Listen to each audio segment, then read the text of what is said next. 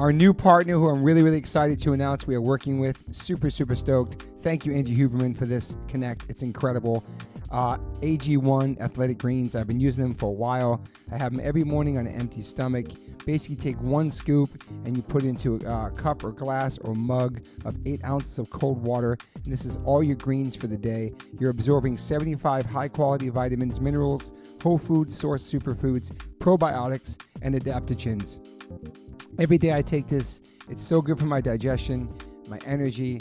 It's simple, it's easy. I don't like taking a lot of vitamins, so this has been really, really helpful for me. I've had a lot of stomach issues my whole life, and ever since I've been gluten-free and taking the AG1s, it's really helped me in my stomach in the mornings.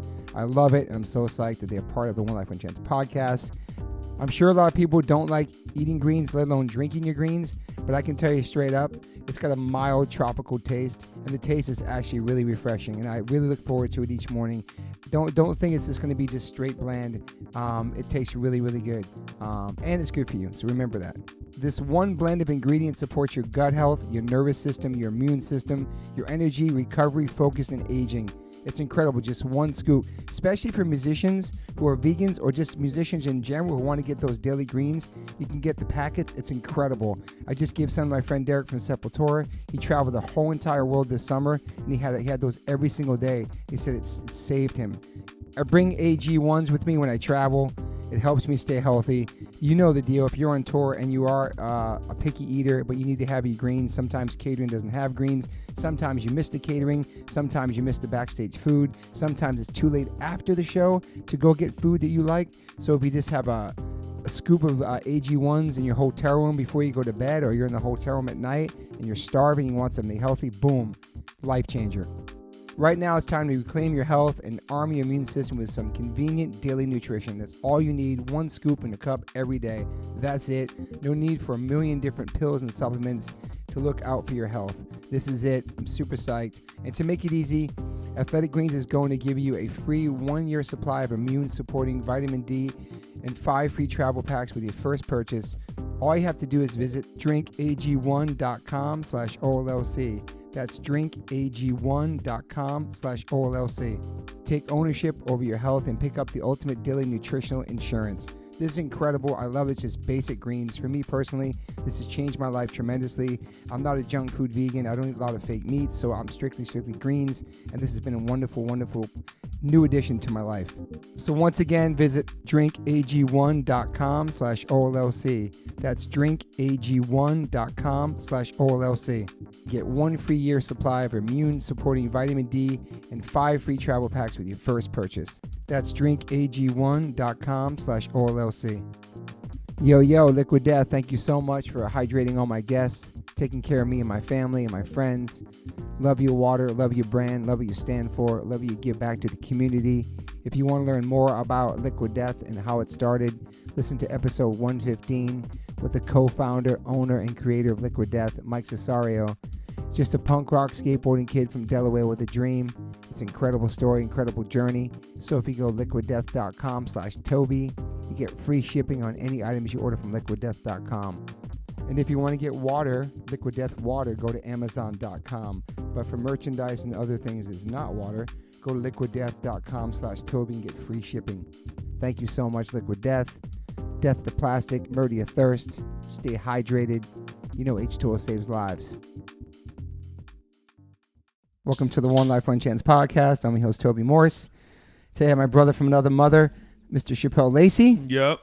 Who, as of yesterday, is back in the podcast game. Yep. With lesser known characters, the name of his new podcast. Yep. We're going to break down music in different styles. You broke down Christian rock as your first episode. Yep.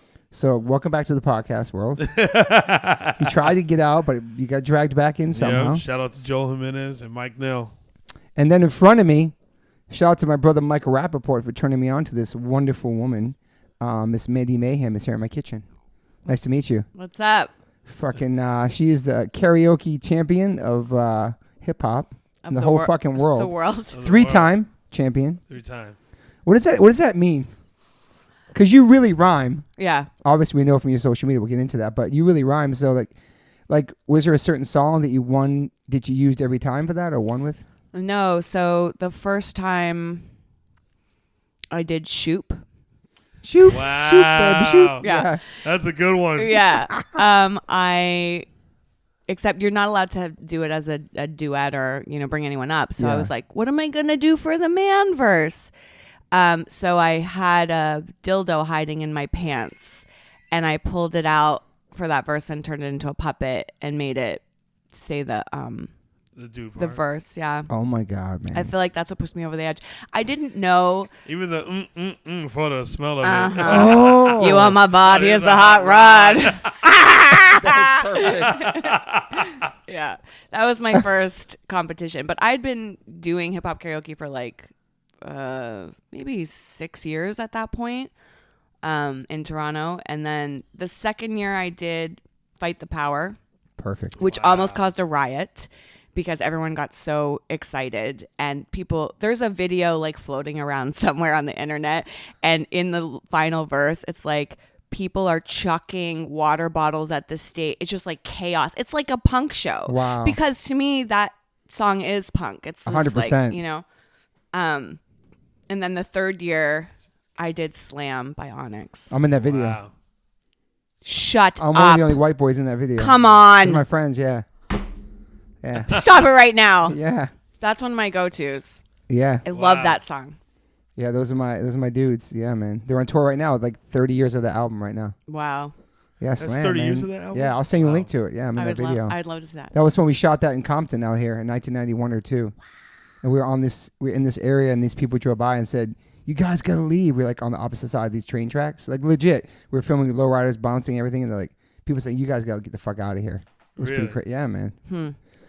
So wow, so fuck. I guess we should take you back. I mean, for your love for hip hop, or just I don't know, even know where to start with you. Toronto, Canada. Wow, man, such a deep dive on. You've done so much shit. Thanks. I mean, so much stuff.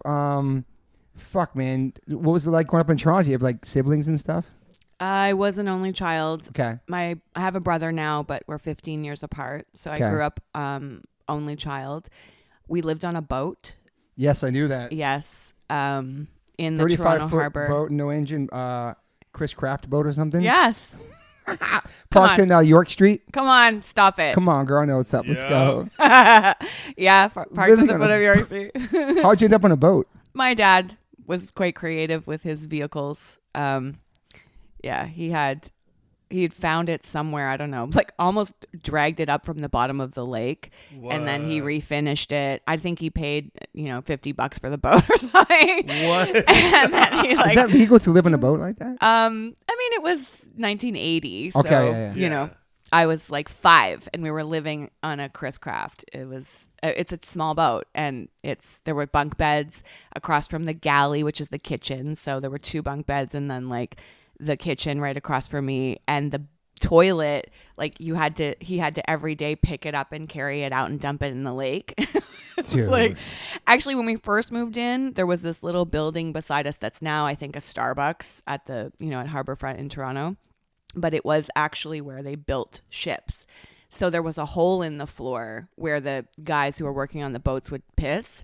So they would hold me over the hole so I could pee because I was like 5. And I remember like having to hold my legs out like in a star so I didn't pee on my own legs, and like a fucking giant fish, like a carp swimming under. It was the most terrifying. And this was like, it was like Jaws years, right? Yeah, so yeah. I was like, oh my God, I'm going to get my bum eaten. And my dad's just holding me over the thing like, pee. It was very It awful. sounds fun and exciting too, though. Yeah. To live on Really? a boat. I don't know. The boat had no engine, so it was kind of like, it was called dockside.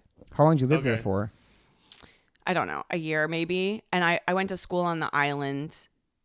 The kids at school knew you lived on a boat? Yeah, there were a couple of us. There was like 6 of us that lived in this little enclave. Okay. Yeah. Wow. That's Well, you were in a dope. house before that, though, right? Yes, several, I think. Yeah, we moved around a lot. Yeah, I saw that too. Your dad was like, and your mom were both into the arts too, or? No, they were into the drugs. Okay. And the alcohol. Okay. I think they're both artists, but they had different ways of expressing it. So after the boat, you just went to like a house after that? Or did you move around again? Well, so we lived on that boat, and then the winter came, and we had like bubblers. They have, I forget what they're called, boilers or something that bubble around the boat so the ice doesn't freeze to the boat and crack the hull. And it just got really fucking cold. And one night, my Smurfette doll fell off of my bed onto the space heater and set on fire. And I remember my parents coming in and waking me up and being like, Mandy, we have some bad news. And like, I was obsessed with Smurfette, like pajamas, like everything I could get my hands on. She was on fire. She was on fire. And they're like, there's been an accident. Not like you almost died in your sleep, but like Smurfette saved your life. You know, she like, and I was like, I want to see her. And so they like showed her to me, and it's like scarred in my memory. Her whole face was burnt off. Like half her face was totally black. Holy shit. I know, it was really disturbing. So I think after that, we moved onto a larger yacht. It was like a 75-foot yacht that my parents worked in the charter boat industry when it was just fledgling at the time in Toronto. And my mom was the hostess, and my dad, I think, like painted the boats and like cleaned them and whatever. He really wanted to be a captain, like a sea captain. He was super into it. We lived on a lake, but okay. Did they have a driver boat with you guys in it, or?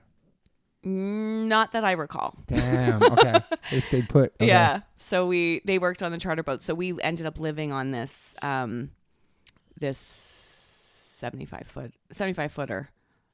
And you had friends coming over to hang out and play in the boat, and yeah, I mostly went to the island. Most of my friends lived over there. All the hippie granola island kids. Did you feel weird? You lived on the boat? It was just like, it was kind of whatever. It was your life. No. Yeah. It was just cold. Yeah. So the whole area was hippie then. Yeah. Yeah. Okay. Yeah. That's the vibe I'm getting as I'm collecting all this information. Hippie Everything. community. Oh yeah, it gets deeper. Yeah. But you went to a regular school. Yeah, I mean, it was a public school, like publicly funded, but it was a science school. So the kids from the city schools would come and sleep. There were dorms there. And then we were the day school kids. So we got all these extra classes in like how to band a butterfly and like orienteering and all kinds of shit you definitely don't need to know. Yes. We also, my friend that I went to school with says it was like a child labor camp because we had these auctions every year so that we could go on a big trip. When I was in grade 7, we went to the Olympics in '88 in Calgary, but we had to raise money for the trip. So we refinished furniture. We made stained glass. We had a loom in our classroom and we wove rugs.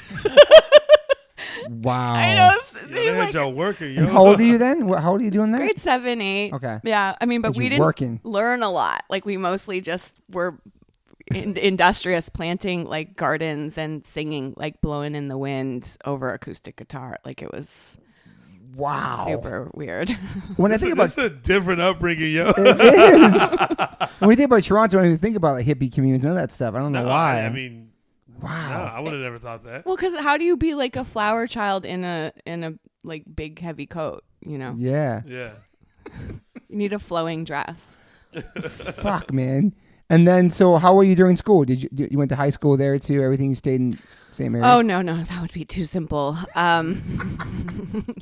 In grade 9, my dad decided he was going to quit drinking. Thank God. And he's like, I got to get out of the city because he's passed now, so I can tell his secrets. Rest in peace, Pops, man. Yeah, thank you. So he was like hanging out with the mafia, and he was in like a motorcycle gang. He went from being like a hippie to that? Yeah. Okay. And he was selling drugs. So wow. He was like, we need to get out of the city because somebody car bombed a friend of his. And P.S. when people say you rap Jay-Z like you lived it, there's a reason why I connect with hip hop in that space. Damn. So we moved out of the city. We moved to the country, to this little town called Midland. And it was very weird. Like there were kids with mullets and like listening to rock. And I didn't understand because I was super into hip hop at the time. And like house and, you know, listening to the radio and recording it on my tape player, like these DJs, Deadly Headley and Christopher or something, Williams, Michael, I don't know, remember. And so it was fucked up. And I went to this small town and was like, what? I don't know. I don't belong here. They're not listening to the same music. Mm-hmm. And there was this little kid across the street from me named Lawrence, who had also moved from the city, a little white kid who was super into Public Enemy, and he wanted to be a DJ.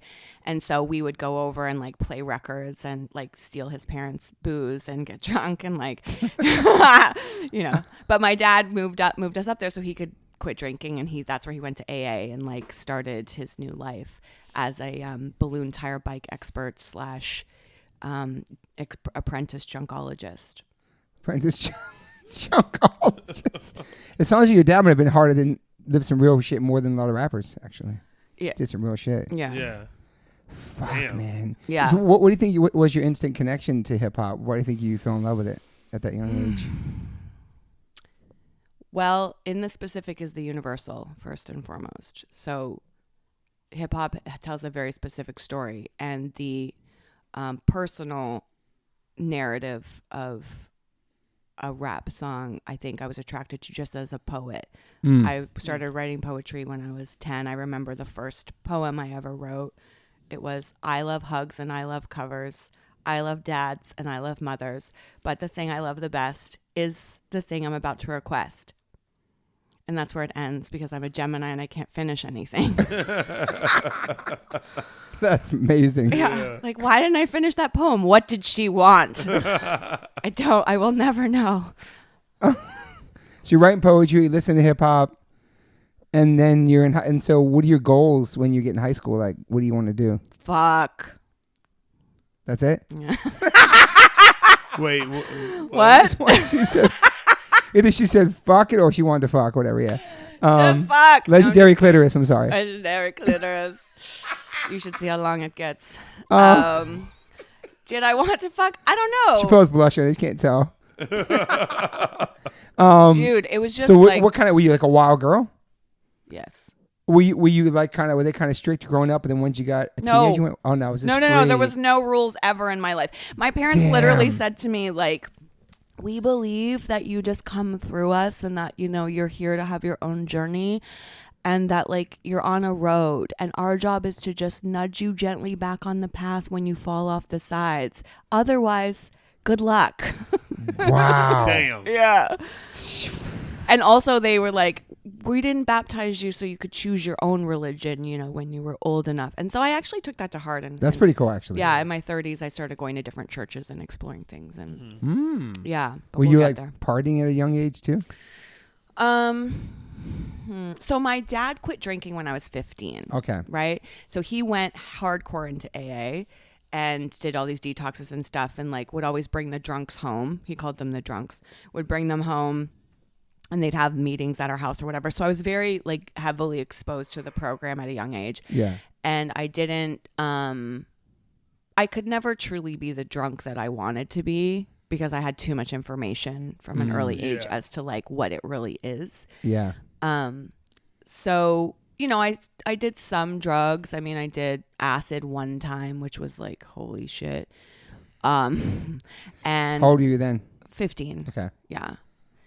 I didn't really, I smoked, I think, a little bit earlier, and I probably was drinking, I don't remember, 13, 14, but I didn't start to get into shit till I was 15. And then when I was 15, I think I lost my virginity the year before grade 9. And then it was game on. I really liked sex a lot. I mean, I remember being like 10. I love your honesty, man. I know, right? Fuck keeps it real. I was like 10, and I was like, I think I'm ready. I think I'm ready to have 10? sex. Or maybe I was 11. I remember telling this boy that I liked, who was in grade 8. I'm like, I think I'm ready. Whoa. Yeah. Thank God he was like, Yeah. Wow. I'm good. Yeah. I was just horny. I was so horny. Like, come on. Where did that You come go, from? Chappelle. Yeah, how did that, where did that? It came from my clitoris. Yeah. It's like super long. That's not facts, is it? Okay. Yeah, it's facts. Okay. But also, did you know Oh, that right. when you take the birth control pill, that it shrinks your clitoris by 20%? Did not know that. And how would we know that? Yeah. I How know would you that. know? I just found that out recently. Wow. On Huberman's podcast, actually. Shout out to my man Shouts out to Huberman. Huberman. That's my dude. Love. Yeah. He's a good person, man. I believe I'm you. so proud of him. Yeah. He has answers for everything, Everything. including that, which I Everything, didn't even including that, know. Yeah. I like He's the G. kind of worship him. A lot of my friends, women friends, ask me Yeah. questions Yeah. about him on a daily basis. Oh, I don't want to have sex with him. Yeah. But I do worship his brain. I would fuck And he's his a brain. sweet fucking dude and Sweet smart. human. And he's a fully tatted skateboarding punk rocker too. Yeah. Which is so cool. Yeah. Yeah. I found him on Clubhouse actually, Huh. originally. He's so huge now. Mm-hmm. Yeah. So yeah, Huberman has told you that. Interesting. So what did you want to do when you graduated? Besides sex, we do another sex, blah, blah, blah. So at the hippie school, we did a lot of musical theater.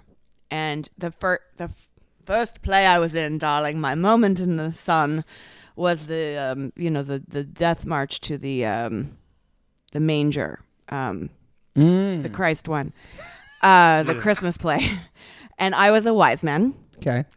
obviously, because that's who I am now. You Oh, inquired. like one of the three wise men. Yeah, 3 wise What men. is that? Come Dang it, on, I man. can't think of it. No. I'm just trying to think of the name of it. The play. The nativity play, It's a Christmas, whatever, the yeah. Christmas shit, the Christ thing. Yeah. So You're in the choir too, right? Oh yeah. Tons of we were forced into Okay. it, just sort of like the child labor. Like we also had to be in the choir. There was no option. So I remember walking into the room. It was my first play, and the whole room turned to see us walk in, and I felt this like light, like an exchange.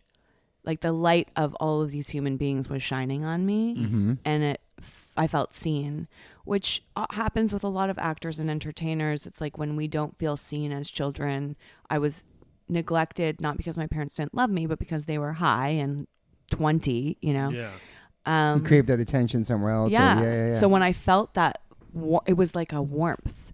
And I was like, oh, shit. I want more of these, okay?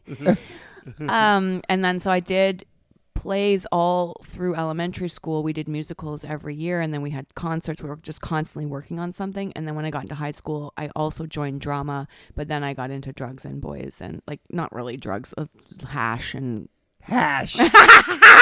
Old school. hot knives. Hash. Yeah. What about the Muppets play? Okay. When you played Animal or something? I was animal. Yeah, Mana. So Mana. she like That is hilarious, yo. she like put us as the I read Deeply Disturbed Animal. deeply disturbed. It was the Muppet we both most resembled, was like who she made us. So like, did you see there's a whole series coming out? About the Muppets? Yes, and yes, it's called Mayhem because the fucking name of the Muppets band is The Mayhem. Did not know that. Come on. I didn't know that either. Wow. Isn't that Damn. I insane? didn't know Damn. That's Travis's biggest influence is Animal, that. Animal. as he talks about as a Animal's kid. drummed with Dave Grohl. He was? Yeah, he drummed with Dave. Uh-huh. And he also did. I think that group, the Mayhem, did some with Prince too. Really? Oh yeah, definitely. Uh huh. Yeah. Yep. Damn, Animal's like inspiration to like real drummers. Yeah. I loved the Muppet Show. Yeah. Yeah. I It like was the- formative. Yeah. I like the Muppets too. I like those two old men, right? Was that them in the balcony? Mm-hmm. Oh, the Those one- two yeah, bitter so- old dudes. Yeah. That's your future Michael Rappaport. yeah. Totally. Your rap could totally do a voice for them or something. For Yeah. sure. He should do that. Yeah. So then what do you do when you graduate? Like, what is your deal? Oh, well, I had my baby in high school. Oh, that's right. That's right. Yeah. Oh my God. Wait, you're a cheerleader too. Let's back it up. Yeah. So I got pregnant. Okay, I moved out of my house She at loved 15. sex. You went crazy. You got Oh, pregnant. I went crazy. Well, I moved out of my house at 15. Wow.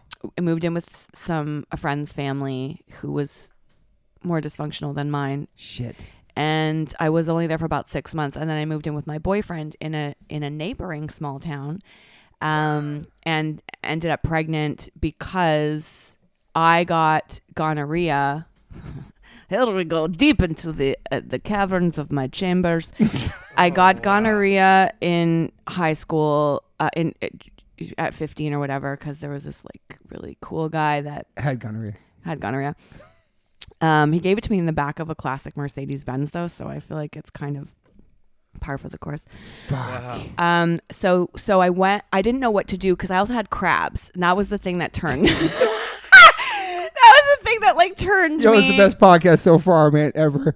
Wait, you had crabs and then you got gonorrhea? Whoa. So I got them at the same time, but like you don't necessarily have symptoms with gonorrhea, but the crabs are symptomatic because they're itchy. Oh, yeah. So I walked into a gynecologist. I didn't know what to do, right? So I walked into a gynecologist and he was the town like baby deliverer. So I go in and there's pictures of every baby in the town on the walls. And I'm like, oh shit, I have something going on in my kitty cat.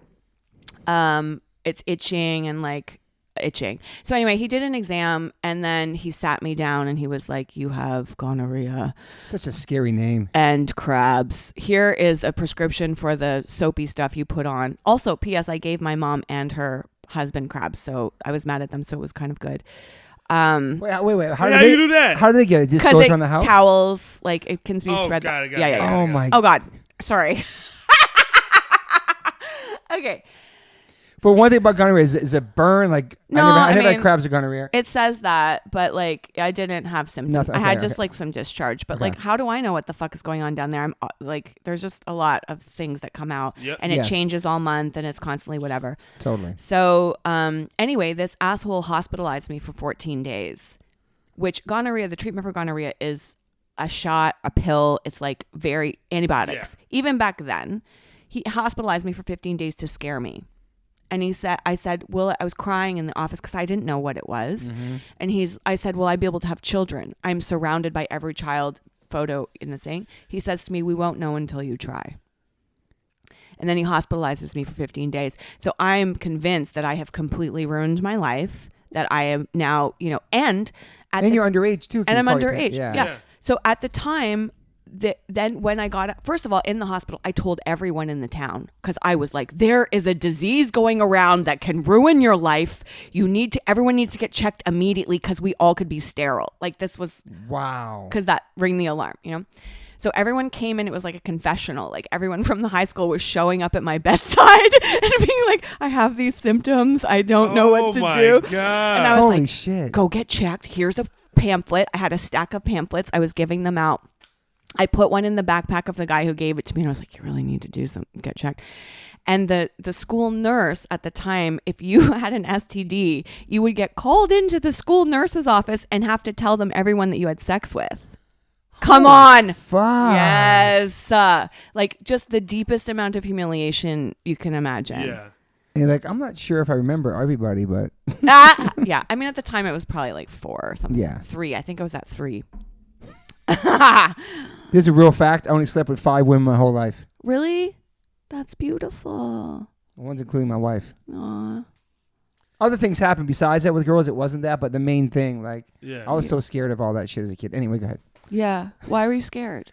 Oh, because I got my heart broken by one girl who cheated on me. Then after that, I was like, fuck women. I'm not going to I'm not going to do that with women anymore. I'm just going to, I don't know. I guess we'll talk about it later, everybody. It's a soul swap, Yeah. Sex is We're like the same. We're like the same person in that aspect. Yeah? really? Hell yeah! All that shit scared me. Yeah. Yeah. What the fuck? I was just so intimidated about it. I was just so scared about getting a girl It's a pregnant, getting a disease, Yeah. all Yeah. that. Well, we grew up in the AIDS era also, Mhm. so there's that whole.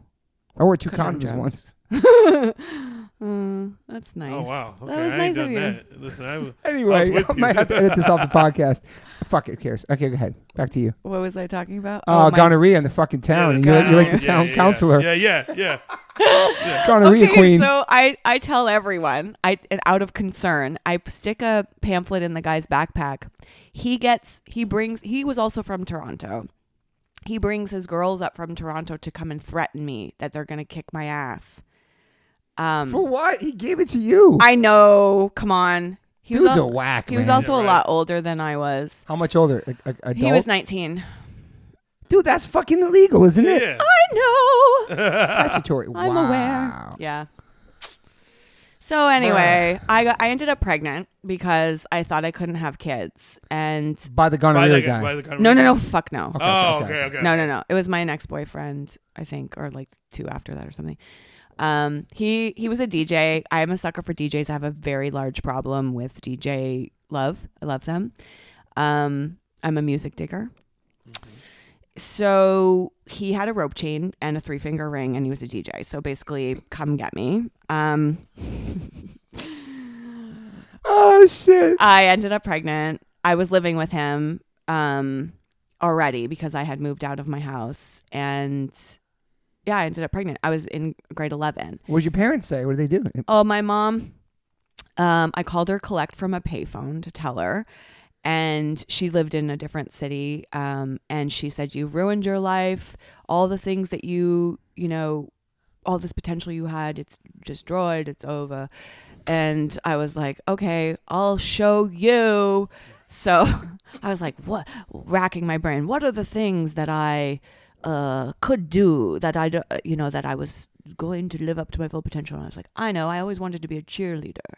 Let me become the greatest cheerleader of all time. Greatest pregnant cheerleader of all time. Yes. Well, I got pregnant. I had the baby. Yeah. And then I went back to school so I could be a cheerleader. I went back to high school so I could cheer. And I went to university so I could cheer. Mm-hmm. I became the captain of my team in university. Oh, P.S. When I went back to school after having my baby, I was on a mission to prove to the world that I hadn't fucked up my life because of that phone call. Yep.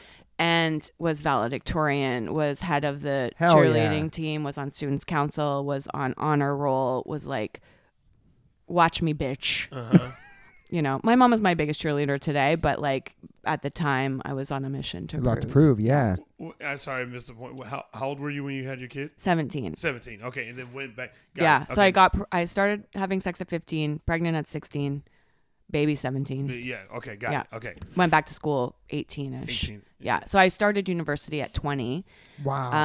And I did like a 5-year. We have 5-year things. High school was 5 years. How do I pronounce the name? Guelph? Guelph. Okay. Yes. Interesting name, yeah. Yeah, it's a super weird name. I know. I went there because I wanted to be a chiropractor, and they had this kinesiology program. So I started in biomedical science, and I did 2 years of that, and then switched to English because words. Yes. Yeah. I like them. So then you start traveling all around the world too, being a choreographer for cheerleading, right? Yeah, I trained like top teams, Chinese national team. I was in Finland, Sweden, all over the UK, Germany. What year would that be? I wonder if that's any time, probably way different time than you were cheerleading. Probably 2000s. I started cheer 2002. Oh no, I was out in those streets. And then I quit. Wow. I stopped cheerleading in 2000. I started in 2002 and stopped in 2013. Huh. Where did you cheer? So I cheered, I did like competitive cheer, like club cheer back home in Arizona. Mm-hmm. Then I went to school in Texas. I went to a junior college. Which one?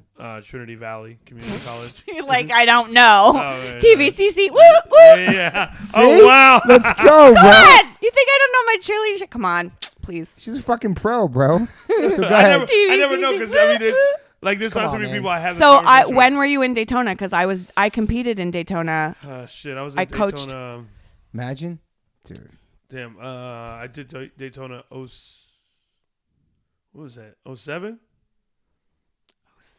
07. Imagine you guys crossed paths back then, dude. Then I was there 07, 09. Yeah, 07, 09. Yeah, I think I was done. So I started coaching. I coached University of Toronto and Guelph when I stopped cheering. So we took both of them to Daytona. Yeah. But yeah, I was like one of the first people over to Europe training teams. Yeah, for sure. With like James Speed. Yeah. And, so I cheered at University of Louisville.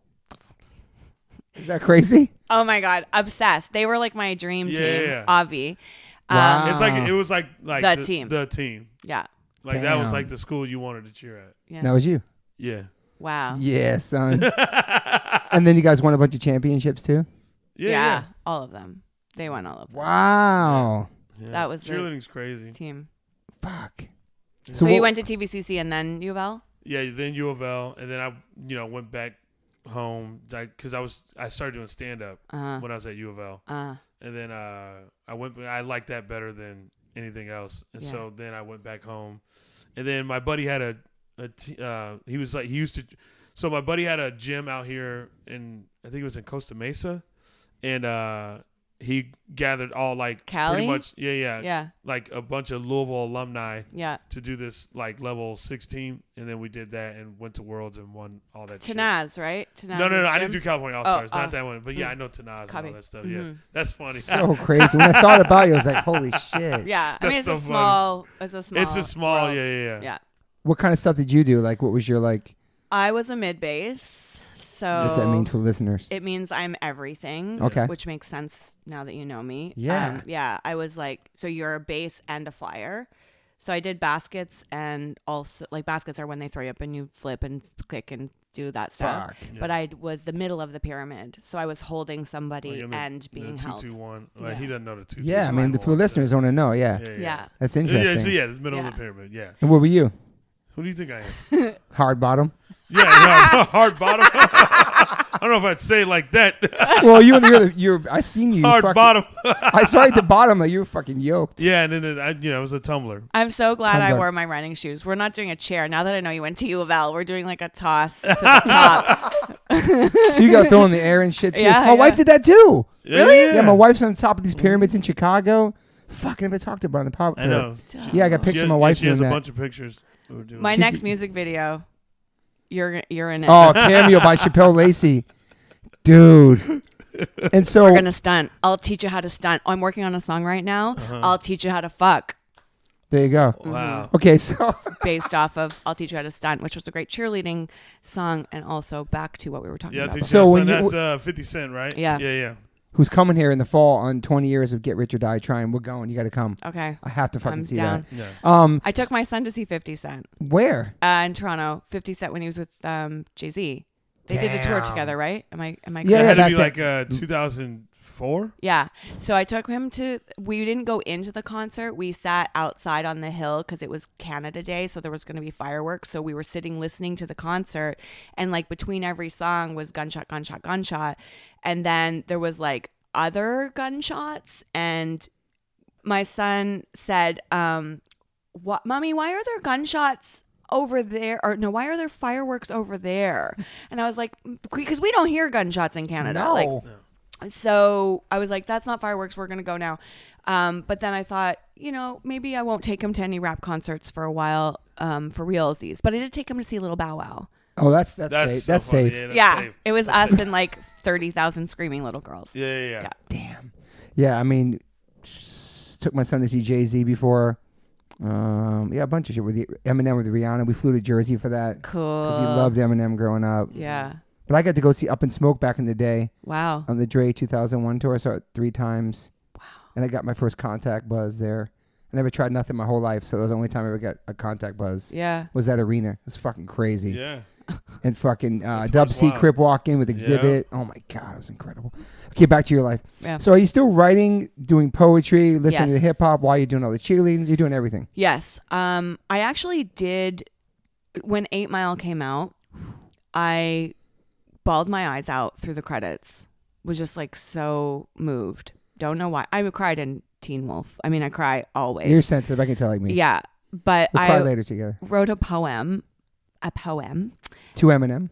after I watched that about hip hop. I was just about to do it, but then I was like, oh no, that's the diss poem I wrote to About Eminem. To Eminem. Yeah, Yeah. I looked at I have that one too because I was Yeah. very upset at him after his shady XV cipher. I was like, can we stop with the fucking misogyny? Like, can we talk about something else? He has Anyway. some sick ciphers though, but yeah. Yeah, it was sick. I when I saw that one, I posted it on Facebook. I was like, he is unbelievable. His rhyme structure is unbelievable. Was that the one like the parking garage about Yep. Trump and all that stuff? No, not Trump. No, that shit was fucking wasn't that ill. one. No, this was the one. They're in like some old building with the ceiling is all like. So, punch Lana Del Rey twice in her face. Punch in the elevator, celebrate with the Ravens, the stench of estrogen, all this shit, right? And so I posted, I was like, God, he's so good. And my friend was like, yeah, but misogynist much? And I was like, oh, I did not even notice. And then I was so furious with myself for not noticing and just taking it. And I was like, man, hip hop has been really hard on me as a woman in my formative years. And I'm mad about it. And so that's where that came from. It was Gotcha. a response to that. Yeah. Wow. He's been real quiet since, though, guys. Eminem, you've been real quiet, dude.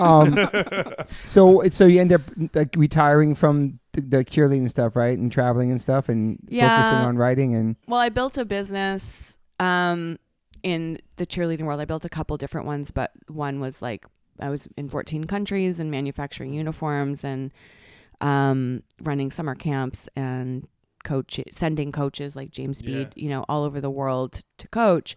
And it was like 2008 and things were going crazy with the economy. Yeah. And mostly it was doing business in China. At the time, China was it was booming, but unstable in terms of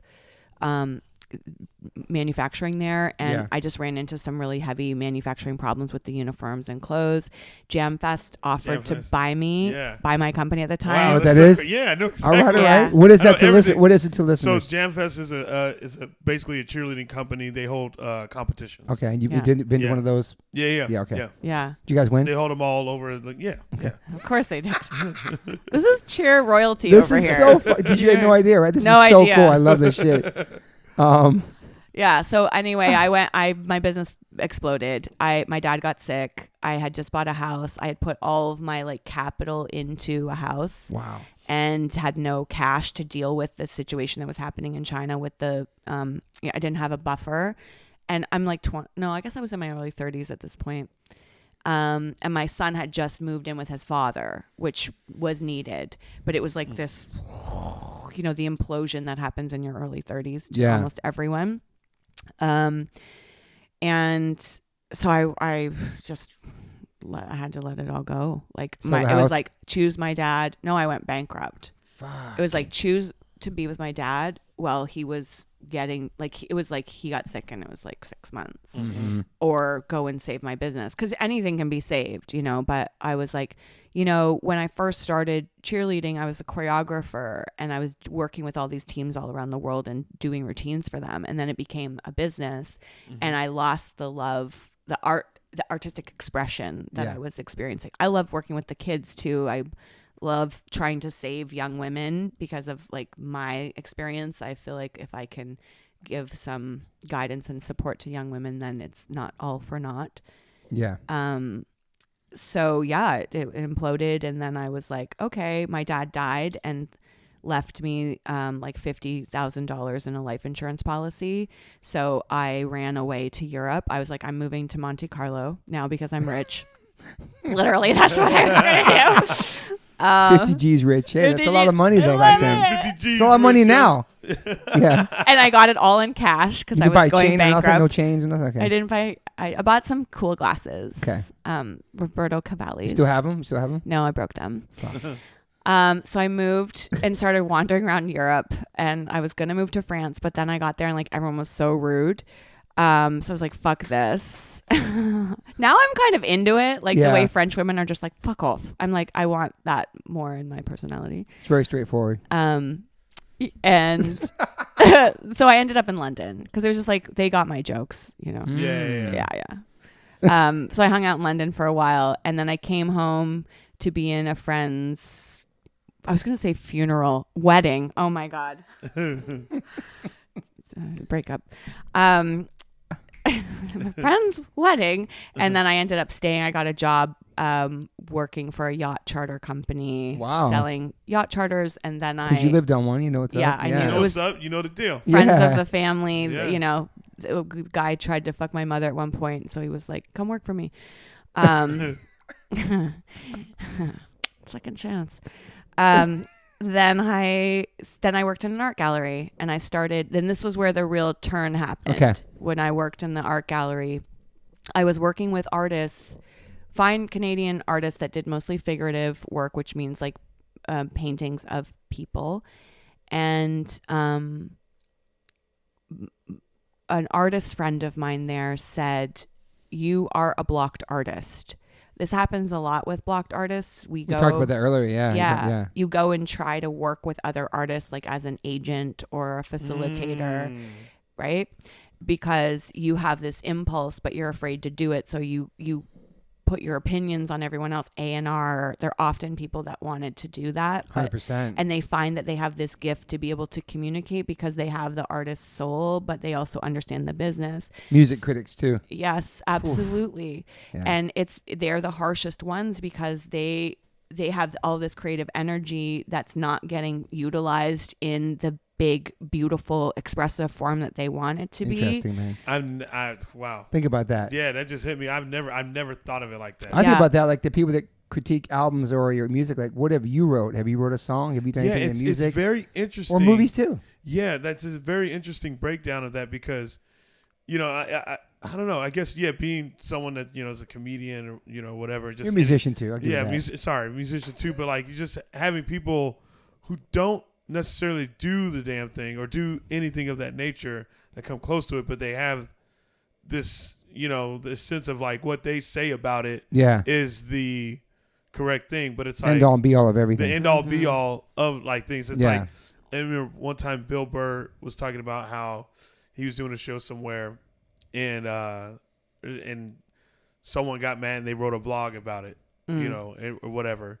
And that depicted the whole show, but it's like, no, that was one person. Facts. That was one person of the other. Like there was so many people there that had a great time, but this one person who wrote this blog is the one that's getting the attention as if that was the show. That's like one negative comment out of like 1,000 good ones. Of 1,000, Same of 1,000 thing, we talked good about ones. that too. But meanwhile, fuck your that day one, up, though. but meanwhile, that's the one that like gets the attention but meanwhile, the whole show was a great show.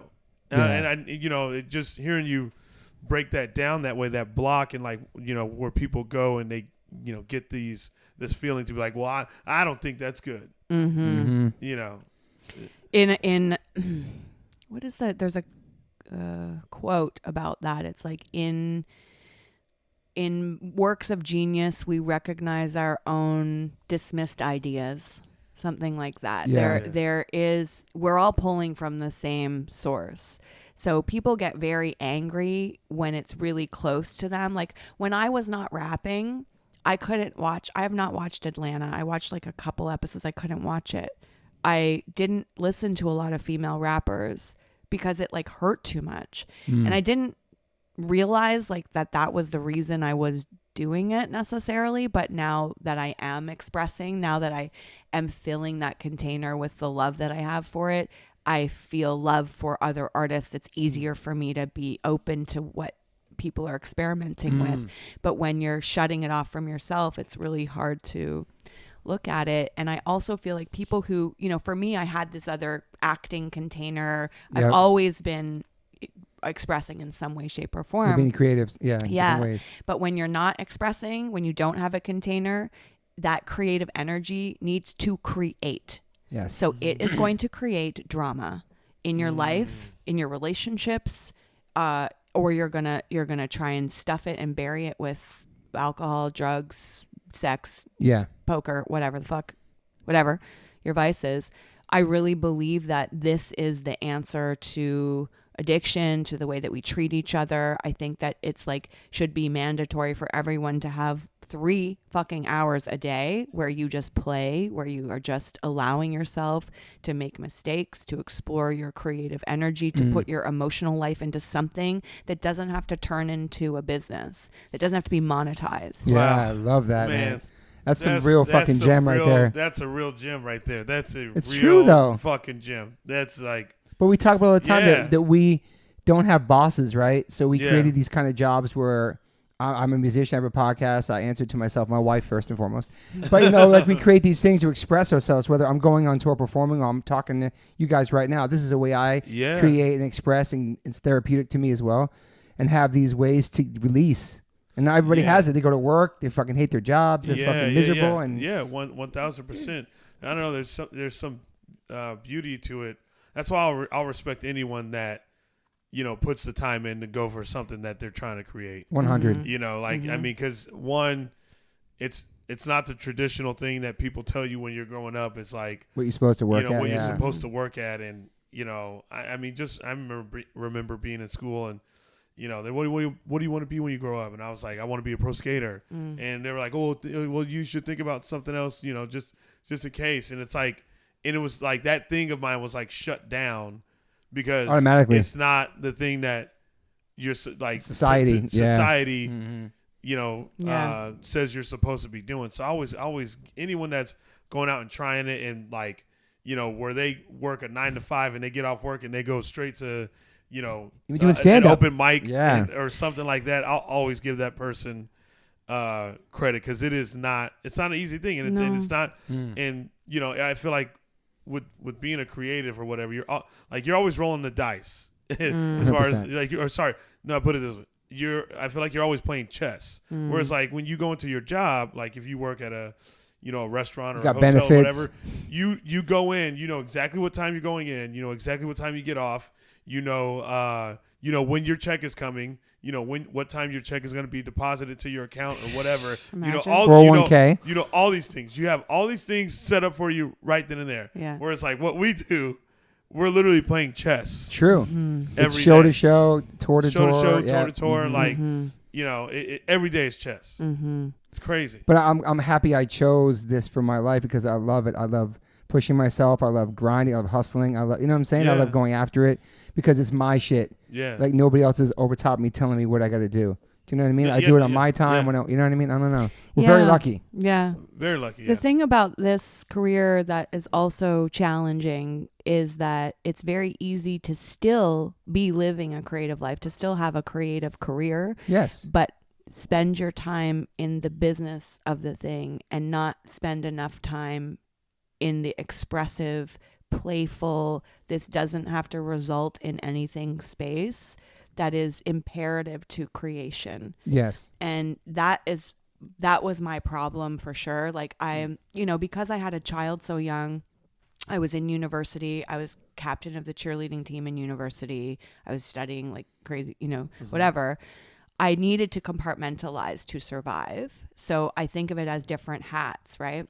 So I created this whole system called the time trampoline, which is for creatives who have to wear multiple hats in their day, and also creatives who are maybe expressing in multiple modalities, or you're an actor, you're a singer, you're whatever.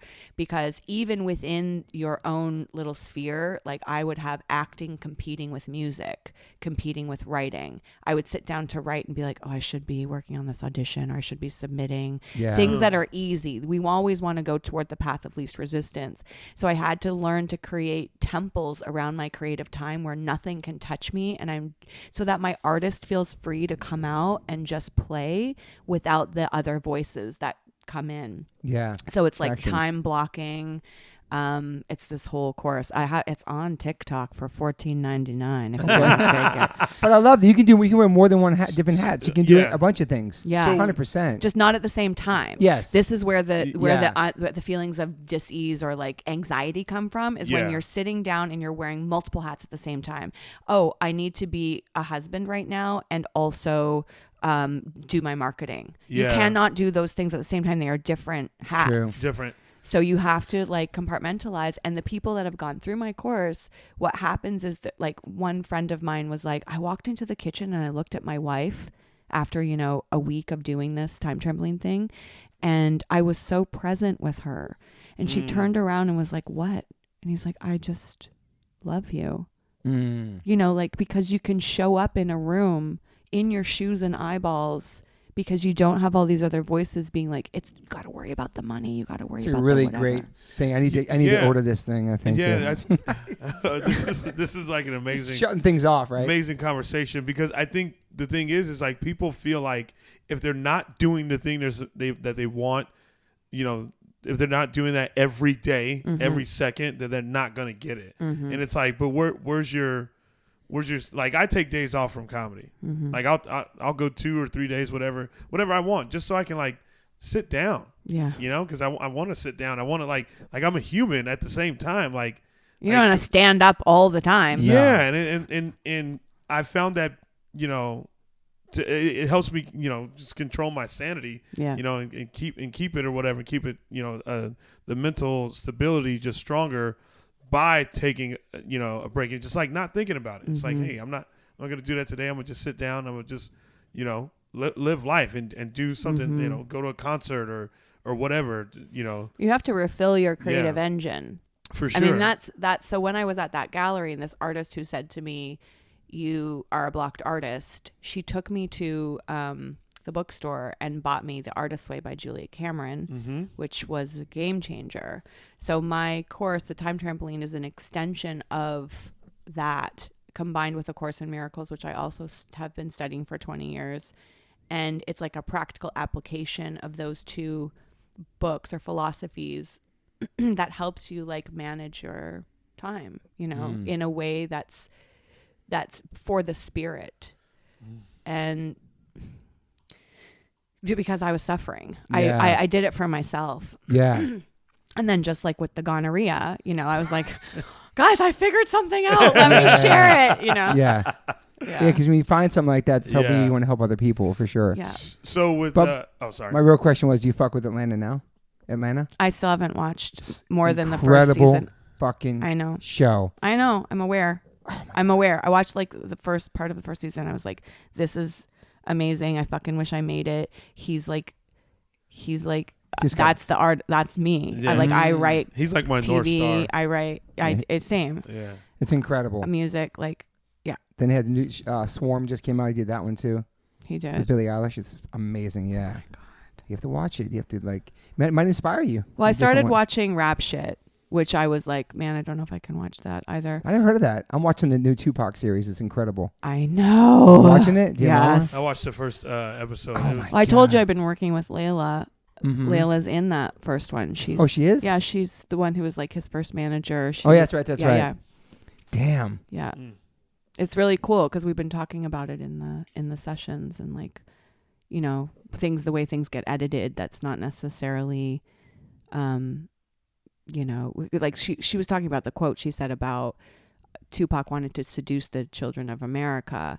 And she's like, they cut it off before I could finish it. But essentially she's like, so that they would go back home to their families and have the conversations. Oh, interesting. Mm-hmm. I remember that part in there. Yeah. Interesting. Yeah. I have a great Tupac story. I tell you off the pod. I've already told it a million times, but me meeting him, having a moment with him. And oh, cool. I'll tell you later. Go ahead. What you gonna say? No, good. Well, when you got out of cheerleading, because you said you lost the passion for that, was that because it became so business-like to you? Yeah. Yeah. And also, there was something else happening. Like, I've always known I was a performer. For sure. And it was like, you know, I was doing the musical theater and I was writing poetry and watching 8 Mile and I was doing spoken word. I did poetry slams. This is all while you were coaching. Poetry slams. In nice. the early days of poetry slams, I was doing them. There was this session called Up From the Roots run by Dwayne Morgan, who I think is still running it in Toronto. So I want to say it was like 2000 and I was at the first like competition. And at the time, poetry slams were still very angry. And everyone was getting up and like yelling at the man. And I was getting up and I'm like, I am like a tree. And on the inside, I feel mushy. On the outside, or like whatever. And then people would hold up numbers. Like I remember being shocked to my core the first time I did it. People held up numbers and someone gave me a 5 or something. And I was like, like I just laid my soul on your, and now someone, I cannot do this. Like I was just way too sensitive to be judged in that way. Yeah. Fast forward to today and Fuck. I get all the comments and all the mean stuff and I'm just fine with it. I'm good with it. It's fine. I mean, it's easy to film yourself at your house and just do what you do and no audience. And no, there's an audience. I know it's an audience, but it's just you there. So is it? No, because stressful? when I'm filming myself, I'm live. I don't film myself. Oh yeah, that's right. Yeah. So there's comments scrolling the entire but I mean, time. physical people, like you're on a stage, you're in your fucking house. That's got to be more. You know what's interesting? I feel like I'm in a stadium. Okay. I really do. Like I believe how you do anything is how you do everything. Mm-hmm. And so when I show up to that shit, I show up like it's a stadium. That makes all the sense. That's cool. I was gonna say based off the delivery and the way you're putting it out there. Yeah, I can tell you feel that. Yeah. When I try to do a video without the audience there, it's not as powerful. Yeah. It's more polished, but it's not. However, I will say the one that has gone crazy viral, the I ain't got no dick in me for 3 months. Don't talk to me if you're shit in a tree trunk. Tree trunk. Yes. Yep. So everyone's like, sing the tree There's trunk another, song. yeah. But that one was like, I was just like, I got to post every day. I didn't have something for Instagram. I experimented with just doing it on Instagram that day. I read the lyrics because I didn't know them yet. And I just was like, here's a new verse I'm working on, guys. And I'm just like kind of checked out and sort of reading it and like not even, there's no the delivery is so, oh my God. But I think that's what makes it so funny is that like, it's like kind of uncomfortable to watch. Did you, well, I was going back to the poetry real fast. Yeah. I have that written down and taking me 3 months. Yeah, sorry. I think Def Jam used to have those poetry. Did you ever watch those? Yeah. Yeah. We didn't get them in Canada, like it wasn't on regular TV, but I knew of it and saw bits and pieces. Saul Williams has some intense, had a really intense one. Saul Williams, I think DMX did it one time. Oh, cool. Yeah, Kanye did one. Yeah. I mean, I think Mos Def did one as well. Yeah. I still do spoken word at my shows. I have some pieces that I really love, and I write all the time. That's like kind of my natural flow is very my rhyme structure is very complex, and that works for me. And sometimes those flows fit on beats, and sometimes they don't. But that's my process is writing in like a spoken word form, and then sometimes the beat, I'll write to a beat and try and simplify it for the masses. But so after the cheerleading stuff, you get into the writing and the acting. You're taking acting classes in Toronto, then UCB in New York City and stuff like that. And like really focusing on that. Yeah, I went to Strasbourg and UCB simultaneously in New York. And Strasbourg is method acting. UCB is like improv. So that was really cool. And I went to Second City in Toronto, and then I came out to LA. But when I first started studying in Toronto, my friend had told me to get this Artist Way book. And the first night I did it, I had a dream. And the thing with the Artist Way is you write 3 pages of stream of consciousness every morning. Yeah. So I was writing my dreams down, and I had this dream where I went through a series of things, ideas that I had in my mind as to what I was going to do with my life now. And it was like Goldilocks. Like I was like walking into an art gallery and like, oh, I can do this if I want, but I don't want to. Then I walked into a clothing place and it was like, I can make a new clothing line, but I don't want to. And then I went into a rug store. I can be a developer. I worked for a condo developer. I was going to get into real estate. And then he actually told me I had to leave. He's like, you're an artist. You need to stop working here. Go be an artist. And that all happened at the same time. So then I had this dream. And then I walked onto Saturday Night Live. Yes. And I was on stage. And the crowd was cheering. And I had a bowl of soup in my hand because that's basically all I know how to cook. And I held it up to the audience and they cheered louder. And then I took the soup spoon and I fed myself with the spoon and then held it up to them. It was like we were feeding each other. Back to that experience I had as a child where it was like this exchange of light between us. So I woke up and more happened in the dream. All my insecurities actually came up. I went backstage and I was like, okay, I'm on SNL. Most importantly, what am I wearing? So I go to the costume department and this guy shows me a drawing, a sketch of a woman in a 40s Hollywood gown. Nice. And I'm like, obviously that is what I'm wearing because that's my path in life is to be this like 1940s Hollywood starlet. So I'm like, great, I'm so glad I'm wearing this. And then he hands me a wife beater and cut off shorts. And I'm like, oh, I get it. Everyone in the sketch is wearing that and I'm wearing that. That's fine. I'm happy to be the butt of the joke. I'm okay with this. Mm-hmm. So then I put on this outfit.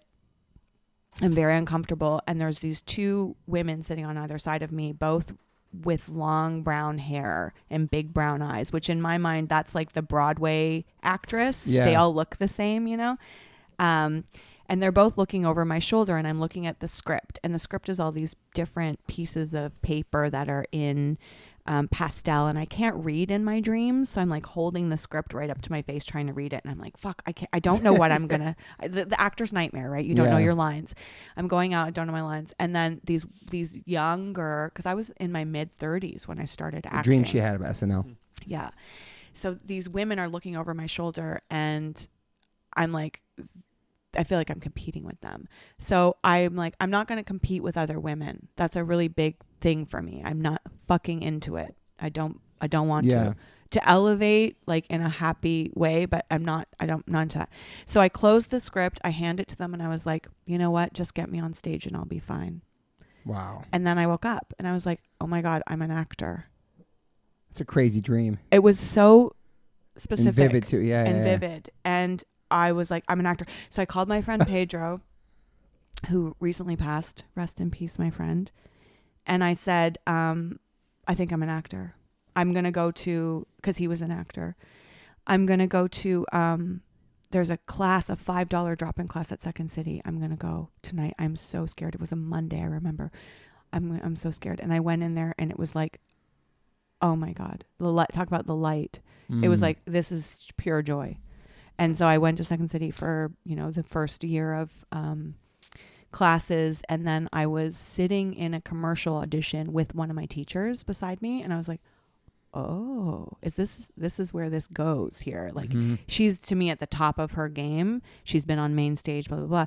We're at the same audition. Wow. So I'm out. Peace. I'm serious about this shit. I'm going to New York. So then I went to New York, UCB, Strasbourg, because I really wanted to act. Yeah. Improv is improv. I wanted to act.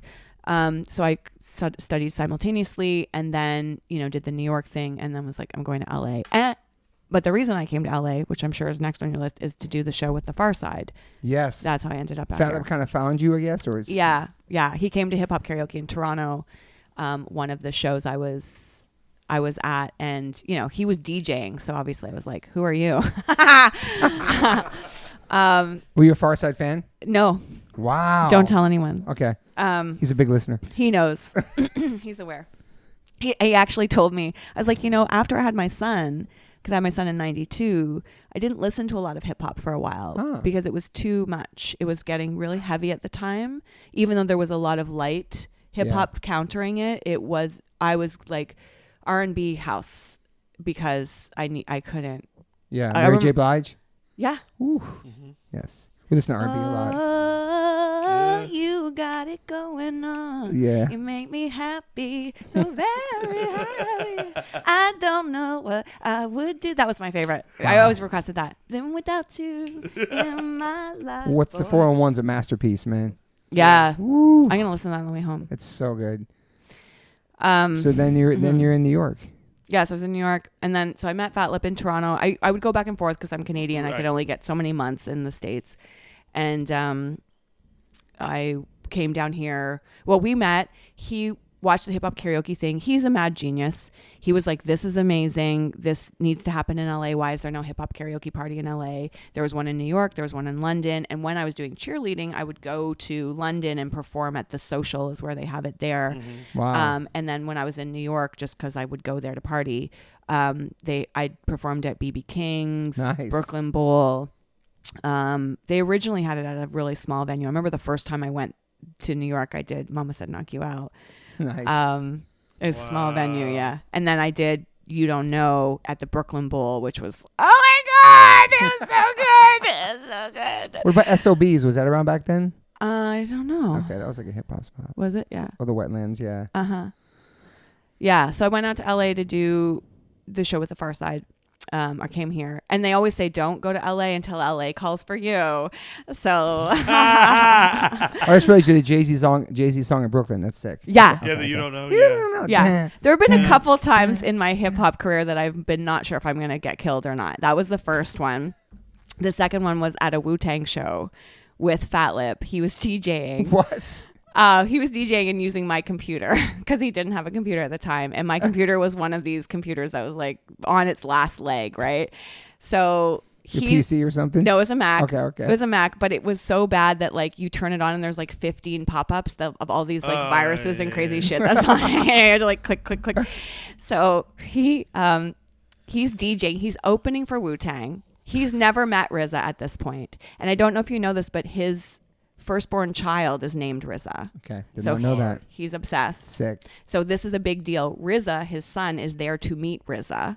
It's a very big day for everyone. Fat Lip's DJing. I'm with him. It's in Orange County. Whatever that venue is, I can't remember. So he's in the middle of his set, packed house, and the computer shuts off. Wow.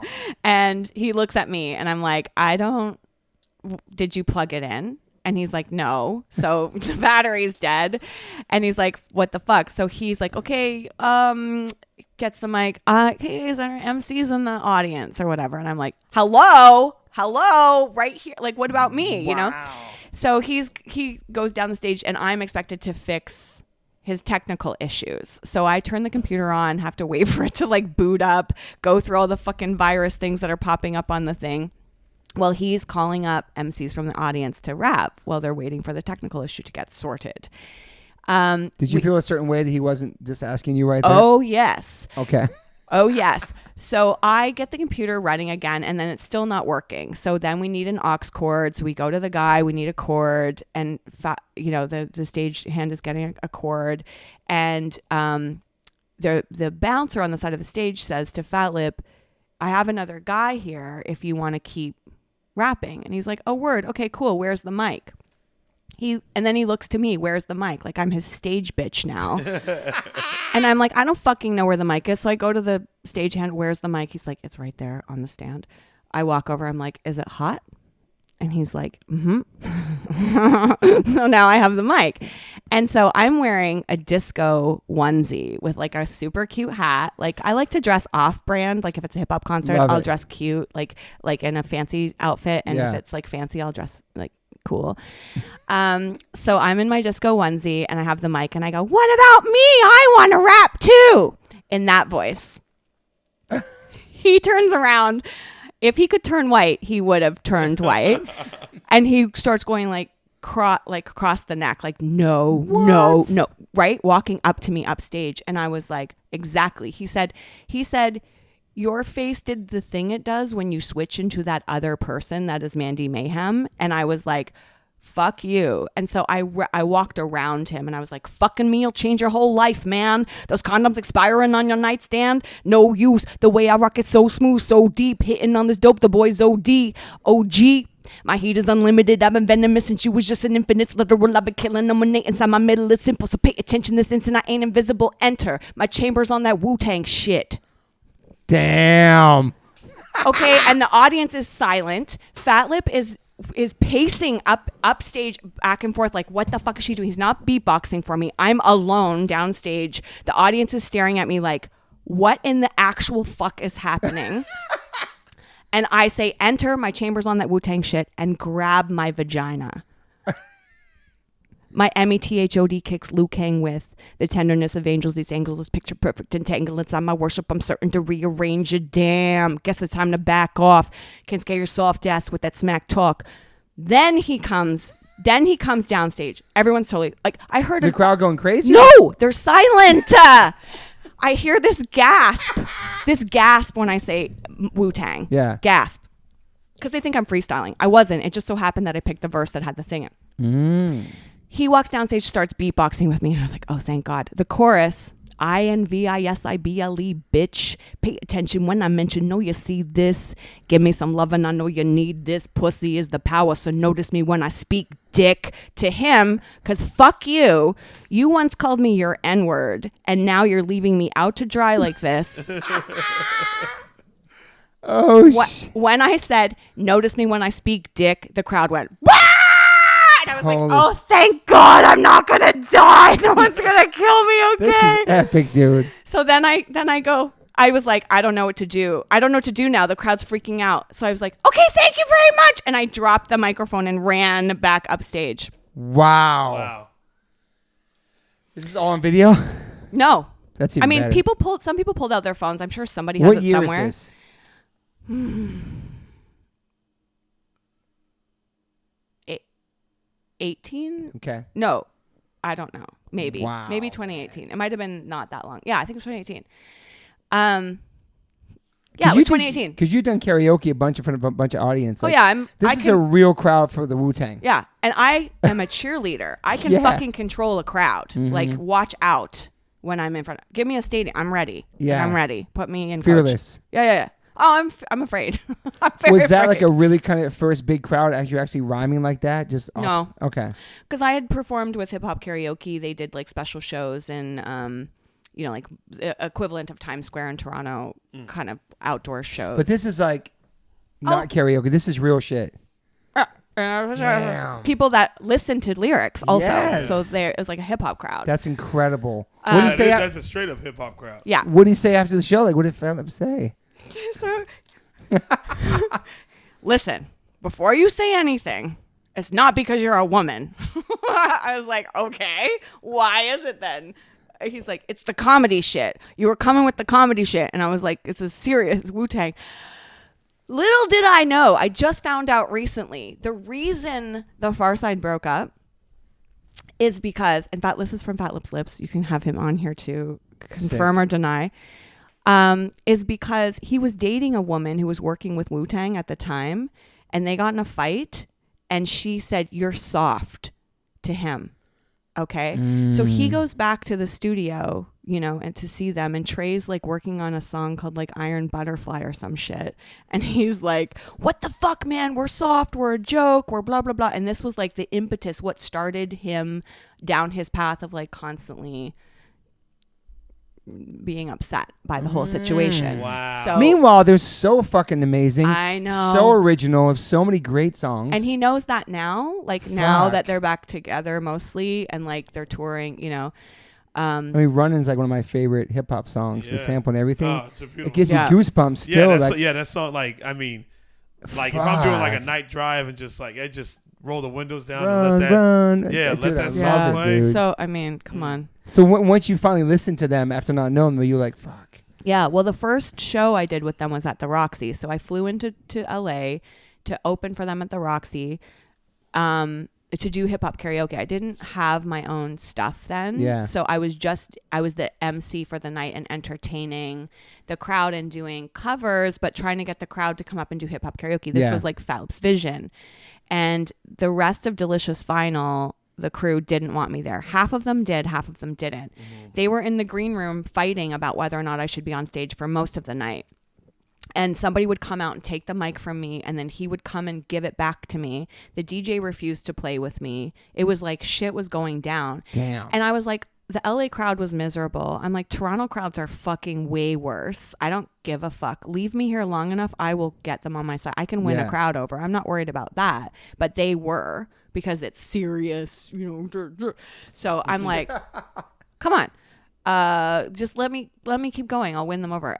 And I was, and people were coming up to me like, you should be on SNL. You're so funny. And I'm like, I'm a rapper.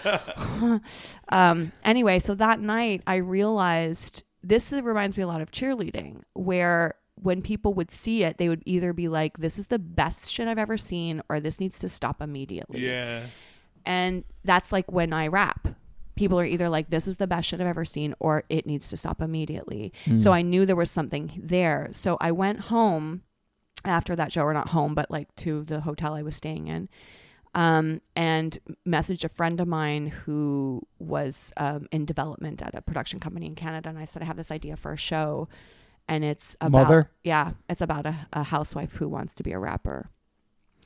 And she was like, that's genius. I love it. Write it. So smart. Yeah. And so that's where it came from, was doing that show with them and seeing the reaction that people had. And like, you know, to your point earlier about wanting to skate, it never even remotely occurred to me that I could be a rapper, like not in a moment of anything, until I started winning all these hip hop karaoke championships. And everyone's like, dude, I would pay to see you do this.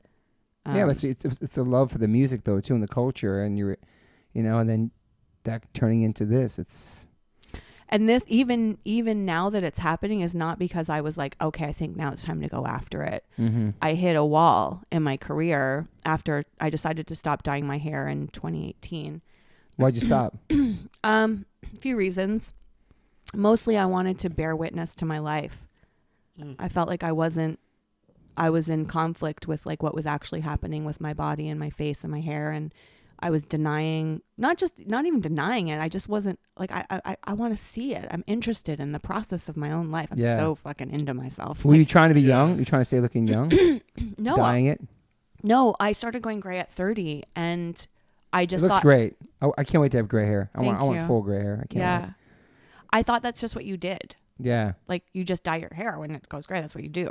And then after 14 years of dyeing my hair, I was like, it was every 2 weeks. It was like $300 to go get it done. Like I was spending more on that than groceries, and it was taking off a layer of my scalp every time, and it was unhealthy. It's toxic. It's like, and I was like, look, and I, on Instagram, you can see and on TikTok actually too, I posted the videos like the day I decided to do it, because I was battling with my own image and my own experience of myself. Like, am I looking at myself through the eyes of everyone else, or am I looking out through my own eyes?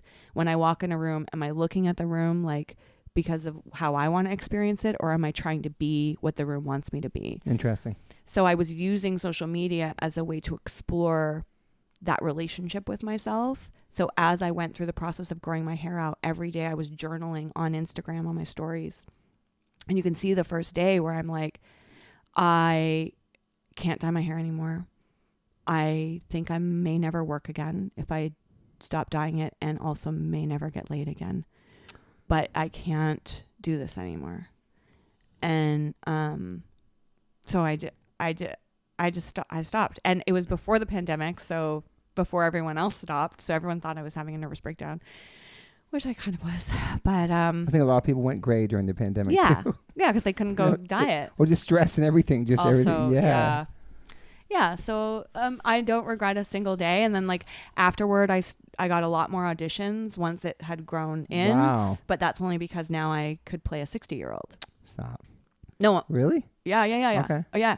So that's where I hit the wall this past November. I have a cheerleading project that I wrote called Trophies. That's a series about all-star cheerleading, but it's not a comedy. So nobody wants to pick it up because it's everybody wants to make that a joke. Yeah, they want to make it a joke. Yeah. That was the thing. Yeah, that was the thing with. It took me forever to talk about cheerleading on stage. Everyone's like, "Oh, you got to make a joke about cheerleading. You got to make a joke about." It's like your biggest joke too. And I'm always like. I was like, there was nothing funny. I was just really good. Yeah. And then I was like, that's actually funny. Yeah. But I do love the story. I found it like in a way, like I was able to do it to her because I didn't have any conflict with it. Yeah. Like I had no conflict with cheerleading other than being really good at it. Like it's like, that's like, I was like, I would say to people, I was like, that's like Kobe Bryant going, oh, let me write a joke about being one of the best basketball players. Yeah. You know what I mean? So like that's how I saw it as cheerleading, but then I had to realize I was like, well, Chappelle, like you're not someone that people would think would be a cheerleader. Yeah. And the fact that you were really good at it, you know, so I broke it down in so many ways to where I made it funny based off of like, well, I'm gonna brag about it the way Kobe Bryant would brag about how good he is. Yes. So then I just made it like that, and that's what made it like, that's where the funny like came. Plus, but there's a serious side to it, to where it's like, it's intense. It's just as intense as like, you know, a football practice, basketball practice, or any of that shit. Like it's really, really, really intense. Yeah. Plus, you did it for a girl. I did. Well, that's the classic. He never got the girl, but he got the trophy. Yeah, I did get the trophies for sure. That's the classic. Well, my show's called Trophies. Yeah, trophies. Yeah. Mm-hmm. Hey. That's the same. If I saw you in the street, I'd be like, I would never think you were a rapper. Yeah. Oh, everyone laughs at me when I say I'm a rapper. What? I don't. I was like, fuck, this is because you actually can rap. So it's not a gimmick or nothing. No. You know what I mean? What I love so much about hip hop or like rapping is just like I can be like, yeah, and I'm really fucking good at it because that's like the persona. Hip hop gives me permission to be hypersexual, to be angry, and to talk myself up, to say things about myself that I just wouldn't normally say. Yeah. It's like the alter ego of all our alter egos for a woman, because just like you're not allowed those things. I mean, how much of that online persona is you? I feel like this is all you. Yeah, this is it's all me. you, 100%. Yeah. But I'm not always like that. Like, of course. You know what I mean? He's not always funny. Yeah, you sit down. You know how to sit down and just, I just want to do this right now. People don't always know, you know, like I get a lot of DMs from people in the industry who are like, I fuck with you. I want to fuck you. I'm like, no, that's not how it works. You know, like this is an artistic expression. It's an inflamed version. It's a fully expressed version of one aspect of me that is living in this particular, what's the word about? I don't fucking know, but in this in this particular mode of expression. But it's not how I sit down to a business meeting talking about like wearing different hats. Yeah. You would think for sure. Yeah. But that's another reason why I stayed out of music for so long. I tried when I was doing spoken word. I wanted to segue into singing, and because I have like a 4-octave range, I'm a coloratura soprano. I can sing, all kinds of shit. So I wanted to make music, and I kept meeting these producers who tried to have sex with me, or did, because I wanted to, but like sometimes I didn't, but I thought like it would be confusing because I'd be like, hey, are you talking to me for my talent or my tits? And not that my tits are that great, guys, but like, you know what I mean? The proverbial tits. Yeah. So I just thought, it's not, maybe I don't have the talent. It's just cause it was the gatekeepers were dudes. And so I didn't have a good gauge of like what my talent really was. Yeah. Until Fat Lip, like he's just been such an advocate, and we still talk all the time. I opened for the Far Side last month in Venice, and he put me on. He's like, just come down here, I'll fucking put you on. Like, he is my cheerleader. Yeah. Yeah. Mm-hmm. How was the show?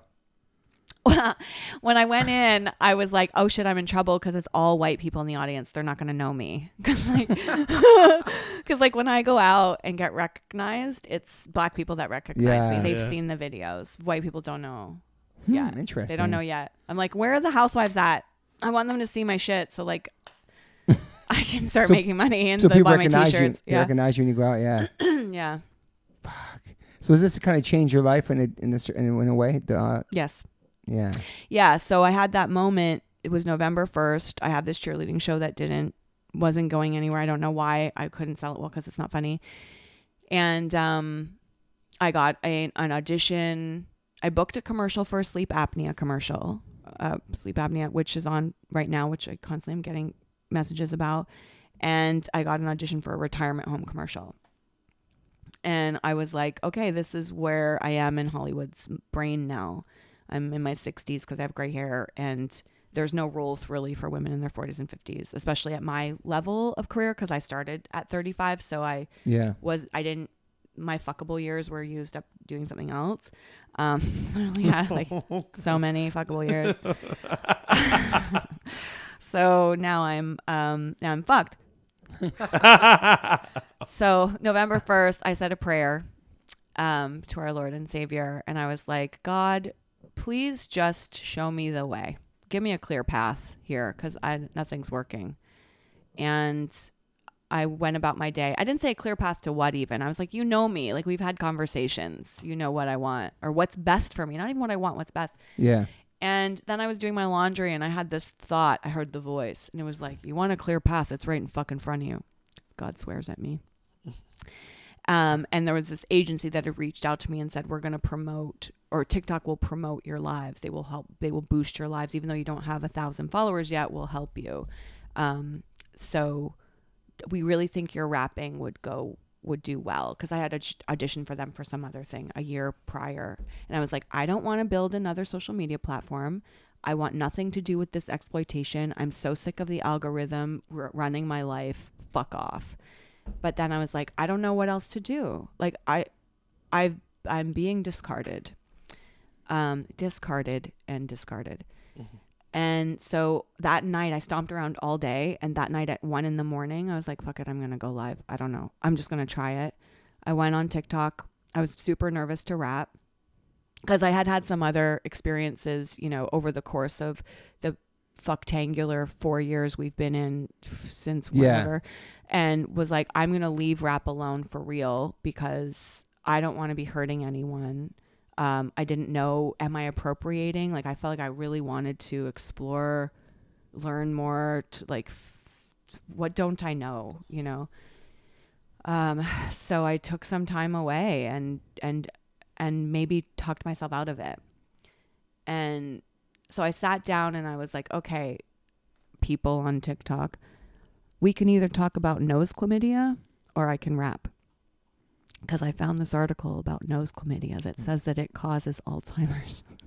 It's a real shit called nose. Nose chlamydia. You can get chlamydia in your nose, and apparently there might be a link to Alzheimer's. How you do that? I don't know. Probably from oral getting crazy. Or is it like picking your... Oral. How you going to get...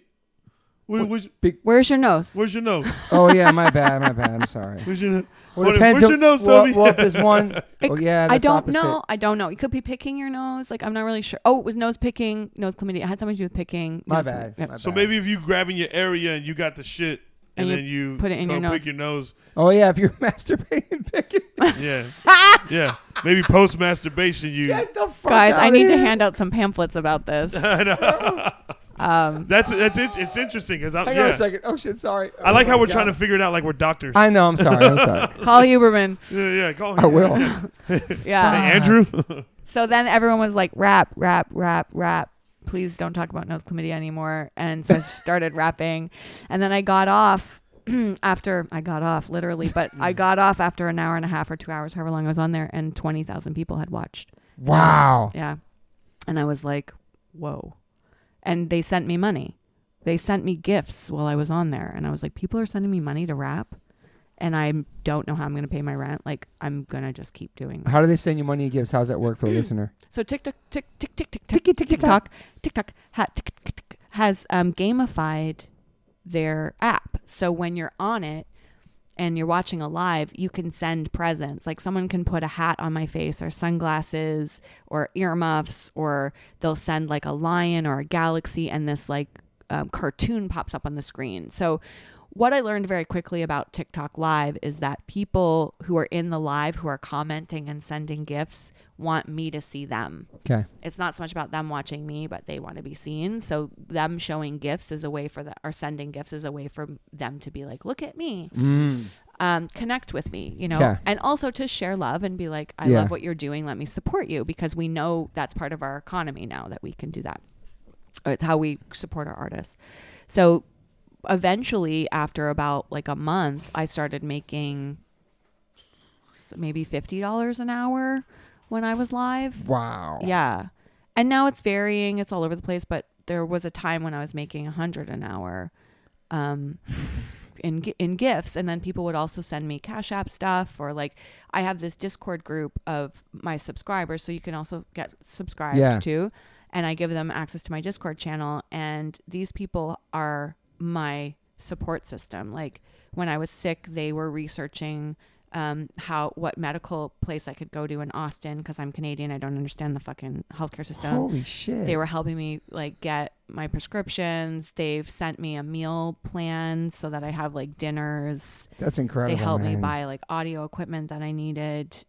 Wow, man. They send me rent money. Like they're really supportive. That is fucking incredible. And for them, strangers, but they've become this community. Yeah, it's a family. Yeah. And it really is like, it's a lot of middle-aged folks who have these also dreams that they feel like they're not, they haven't allowed, and they're inspired by what I'm doing, and they're being fed by this show that I'm putting on, and being part of this community and supporting each other. Like sometimes I give them assignments, like I want you to go and try some form of art that you've never tried before. Yeah. And they will, and they'll come back and report and share. It's fucking incredible. I know that you can make money off that, and just people supporting, almost like donating to like your art. Yeah. Fuck. Yeah. That's a crazy place to be in. Yeah. And all the stuff you've done throughout your life, all your hard work, and just being in a place where you're actually, I don't know, not being seen, and also you've been appreciated your whole life, but actually like for your labor of stuff. I don't know. Mm-hmm. You know what I'm saying? Like it's just direct to you. Mm-hmm. Yeah. That's the incredible part. You have part. a manager and stuff for this? No. It's awesome. That's the thing that's so crazy about what social media has done, and TikTok in particular is really upsetting the game, because like the eyeballs that I have, a show doesn't have those eyeballs. No. Like I've had, I don't know, maybe 25 million views in the past 3 months on just my videos, and then another 5 million people in my lives. And that's 30 million people. I'll do a show that isn't very busy, or like something's happening with the algorithm or whatever. Like you get shadow banned, all kinds of shit happens. But you do too for swearing and stuff like that. Yeah. But like I'll be like, I didn't do very good numbers. I only saw 20,000 people in an hour. Like that's a big room full of people. It's fucking huge. It's a stadium. Yeah. So that's why I go out and people are like, at the DMV asking for my autograph and like pictures, and it's crazy. Isn't that crazy? It's crazy. It's super weird because especially like this later on in your life. Yeah. It's like a rebirth. Yeah. And you got gray hair. Yeah. It's fucking, but it's 100% you, which is like beautiful. Do you know what I mean? Like this is all you, and people feel you being authentic. Do you know what I'm saying? Yeah. And they can Google you and see that you were doing all this other shit in hip hop, like your whole. It's like I don't know, just trying to make money or something. It's just like your passion. Yeah, I'm not just a flash in the pan, or I'm not just a novelty act. Yeah. And that's what's so interesting, because I'm a strategizer. Like I've taught people and helped a lot of people in the entertainment industry to build business plans for their projects, and I'm always, just like with the gonorrhea, I'm always like trying to help people. If I learn something, I immediately want to share it. I'm like that too, man. Yeah. So just with just anything I try, products, or just even this water, this tea, or some protein powder, I get so psyched on it. Yeah, same. I got a bunch of friends running now because I started running. Now my friends are running. Everybody's buying these shoes. But Lyrical Intercourse, that was an EP. That was actual. Yeah. Your music and stuff, right? Yeah. I didn't release most of it because I got in a disagreement with the producer. Mm-hmm. Yeah. So you have unreleased stuff. Yeah. We ever gonna release it?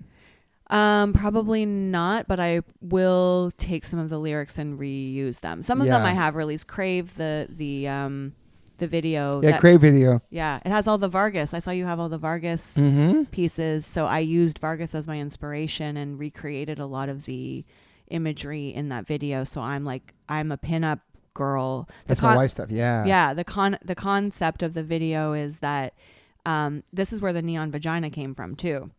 Are you selling those too? Yes. Wow. I told my wife I want to get one for the house, maybe for this right in here. It'd be kind of sick. It would be super sick. People would be offended in my kitchen with the neon. What, neon vagina? Yes. I mean, it's your world, dog. Tell them it's an avocado. So this is your product. Yeah. Tell them it's an avocado. Yo, people love that shit, right? They love it. Yo, this episode is wild, yo.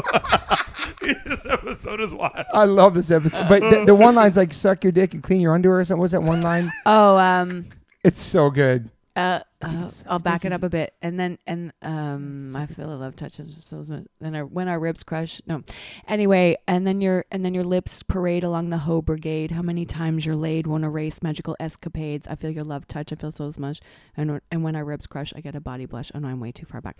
Anyways, if that bitch will suck your dick, then let her wash your underwear. Yeah, is the line. That was my line. I fucking love that line. Yeah. And then also, the swag song, is that really a diss to your son? Yeah. What did he say about it? Well, it was written for mother, right? For the show, and I think he was not upset about the lyrics, but what he was upset about was when he watched the show, he was like, it's freaking me out that the kid that's playing me looks so much like me. And I was like, yeah, I mean, I needed inspiration. What does he think about two things? Does he love hip hop just as much as you? And what's he think about you on social media rhyming? And do people know that's his mom? I don't know. I don't know how he deals with that with his friends. Okay. I'm not sure. So some people know, yeah. You know, what does he think about me on social media rhyming? He says that he's happy that I'm doing something that makes me happy. That's beautiful. Yeah. Oh, because he's not in high school. He's 30. No, yeah, he's 30. Oh, yeah. He's 30. Yeah, that's, yeah. When he was younger, so when I had him in high school, right? So all the cheerleading shit, he was there. Damn. That's so the crazy. trauma that I caused him was going into his school in the 3rd grade to teach his class a cheerleading routine, and then forcing him to be front and center in the motions because his motions were so good, because motions are the arm movements that we do. Wow. And so he cheered?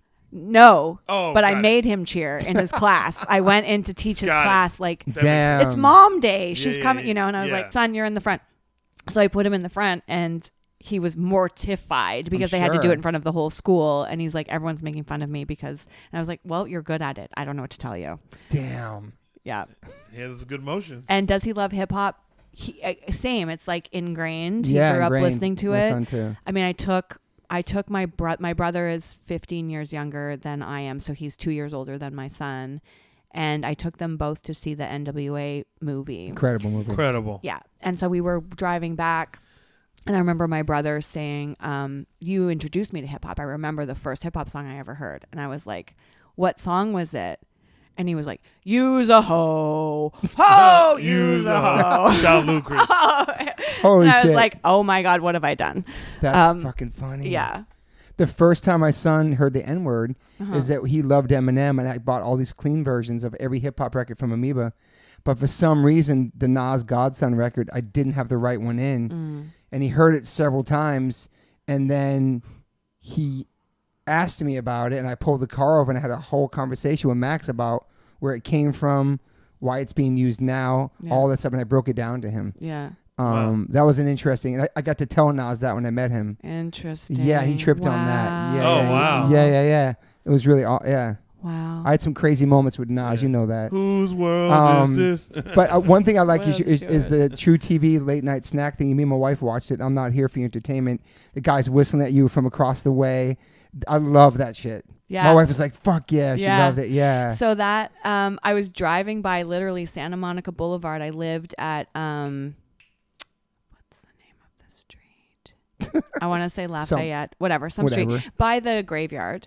Oh, yeah. By the Hollywood Forever? Yeah, not too far from there. I want to say Lafayette, but that's not the name of the street. Anyway, I took the bus for a long time when I lived in LA. Do I have some stories for you? Oh, I'm sure. That shit's gnarly. So I took the bus, and I was across the street, and there was a guy standing at the bus stop on the other side, and I went to look at the schedule, and then I was like, oh, shit, it's not coming for a while. Let me walk to the next bus stop. So I was reading the schedule.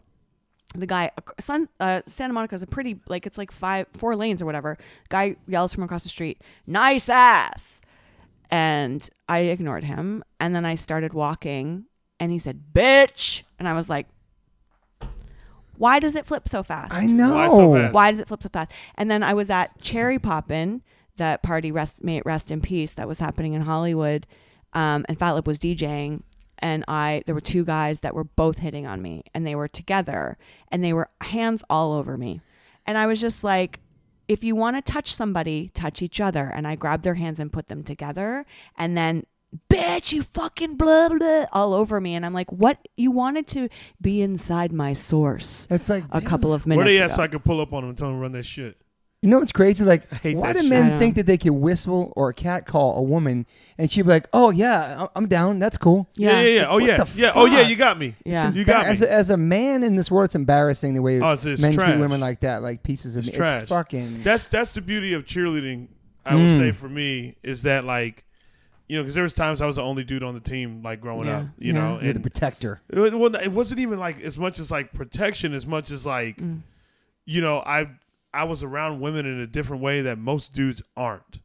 Like, you know, because you got to think most dudes are around dudes a lot of times, and you know, with the sports that they do, you know, even with music sometimes, you know. But like for me with cheerleading, like I was around women in a way to where it was like, you know, like almost like, oh, these like sisters, these friends, you know, you know, I was at slumber parties or whatever, and it was like, and it made me like draw back in a way. Not saying I was ever like aggressive to women ever, you know, like, cause I joined cheer for a girl, but I was like a hopeless romantic, you know what I mean? Like I'm trying to fall in love, you know, let's get married.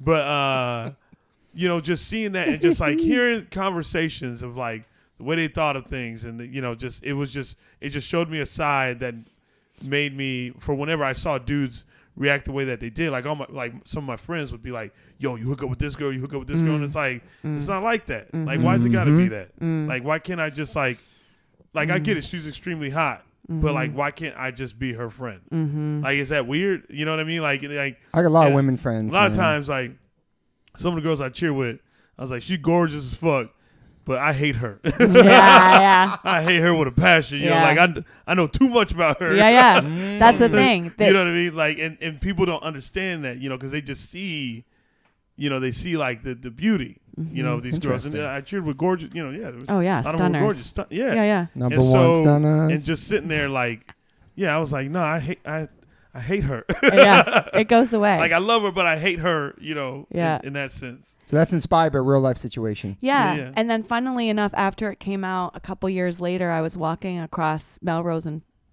Fairfax. You be in the streets, girl. I'm in the streets. I know. Walking everywhere. I love it. We'd gone, I know, I think it's Toronto or New York or something. I was like, why is it taking so long to get anywhere?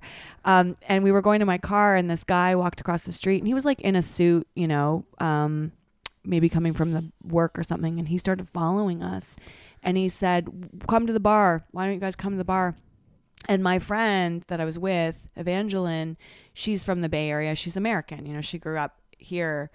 And I had been going through this whole thing a block before where I was like, I am Betty Davis. Okay. Betty Davis walked into a room and she wasn't like worried about what anyone thought of her. She was like, I'm fucking Betty Davis. Okay. Like, where's my cigarette? Where's my chair? Sure. So I was like walking like I'm Betty Davis, you know, trying to embody that. And Evangeline sees this guy following us and she like kind of covers her head and walks away to the side and is like, we're going home, you know, leave us alone, stop engaging. He comes over to me and I'm like Betty Davis. Yeah. And he gets close to me and I said, you're in my safety circle. And he said, what? And I said, you're in my safety circle.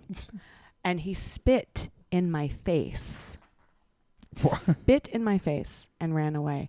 And when he spit, I screamed like raging, yes, scream. So disrespectful. And my first thought was like, is that all you got?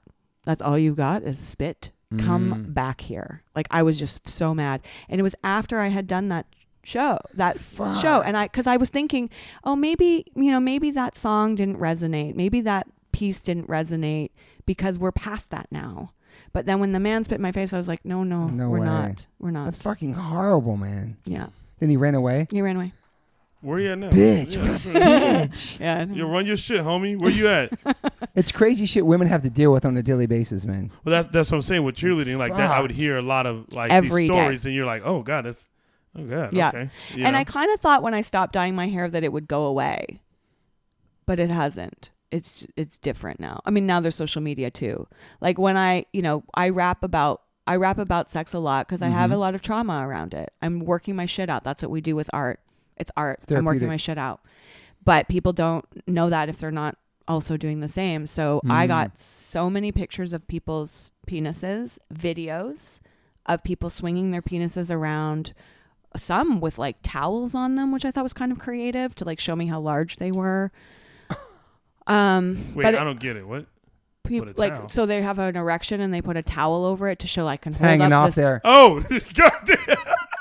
You never respond to these people, do you? No. That shit's gnarly. No, dude. it was, and at first I didn't know. Like I'd never really gotten like random pics from people I didn't know. Who does that? There were hundreds of them. But who thinks, yeah, that's cool, I'm going to send that, and she's going to go for it? Well, it's illegal now. Actually, as of May 1st, you can fine people. They can get fined up to $1,500. Can they do dick prints and find out who's dick prints and find out who's Well, it's from their Instagram. It's from their accounts. Yeah. Like they can just track them.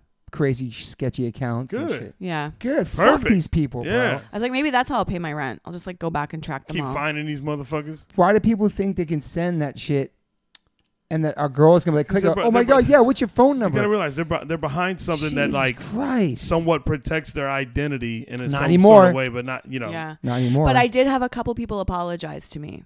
I put out some various like videos and things and posted some things. I would post things that were in my DMs like to show people what's happening. That's what Rappaport does. Shame game. Yeah. And people said, you know what? One was like, I apologize. This is a dick pic guy? Yeah. Oh, wow. I've had, I think 3 apologize, which I'm like, okay, that's worth it. That's worth it. Wow, man. We don't need to get everybody onto the side of peace and love and respect. We just need critical mass.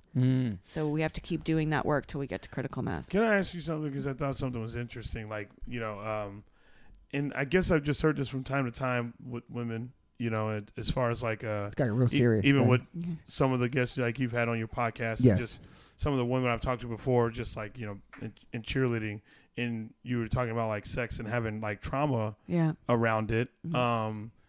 Like, I wonder if that's, I don't know if it's a question or just out of curiosity, if anyone, you know, like thinks that's the thing for like a male as well, like they could have trauma around sex, like in meaning for sure, like they're doing, you know, like going out just like I think my theories, I'm definitely not Huberman, but my theories around trauma are that you get stuck in a moment, and so you see that moment relive itself when the trauma is re-triggered. So let's, like, for example, take people who get famous when they're young. sometimes they don't, like Michael Jackson. It's like he never really grew out of that age when he was first sort of traumatized by the fame and was kind of perpetually stuck in this childhood moment. For me, I am a 15-year-old wannabe cheerleader because that was like around the time that I had my son. I was 17, but like having my son was traumatic. It's not because it's traumatic to have children, but at 17, living on my own, trying to figure it out with like on social assistance was traumatic. It was really hard. And like I would go to the grocery store the first of the month and buy every baby food jar they had because I didn't know how to cook, and just like give him the baby food and buy as much as like my check would buy, so I wouldn't run out of baby food by the end of the month. Like it was awful. Wow. And I was in high school, and the cheerleader, but I'm like, how my mom. Yeah.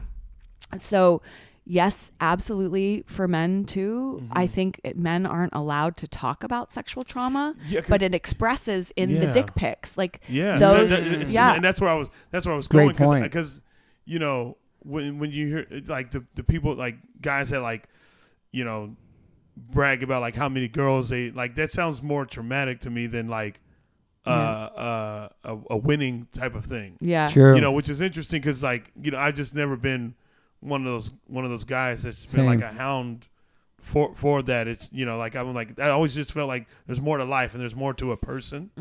And Same. I think I want a relationship. Exactly. And so when I you hear those stories of like, because it's common in the male world to be like, just get with as many chicks or whatever, blah blah blah blah blah. But like, but they're not whores. Women are whores. Exactly. Guys can do the same shit. So with that type of thought process, like that seems like trauma. It's dark. It sounds dark. Yeah, they're sexualized. There's no light too early to that. It sounds very dark. Yeah, I was sexualized too early. Most women are sexualized too early before we understand for sure what it means to own that component of yourself. It's like not talked about. It's something you do in private, and there's no like real language around it. It's just your body is in charge, so you don't know how to and so I think with a lot of those men, they feel like their value lies in their sexuality the same way women are trained, but it expresses differently. But what you're seeing like with women in hip hop now, the hypersexualization, I think, is a trauma response to hip hop, to the hypersexualization and the hypermisogyny. It's like, I feel like Jay-Z, when he did 444 on SNL, I was at a birthday party and I started crying. I love that record.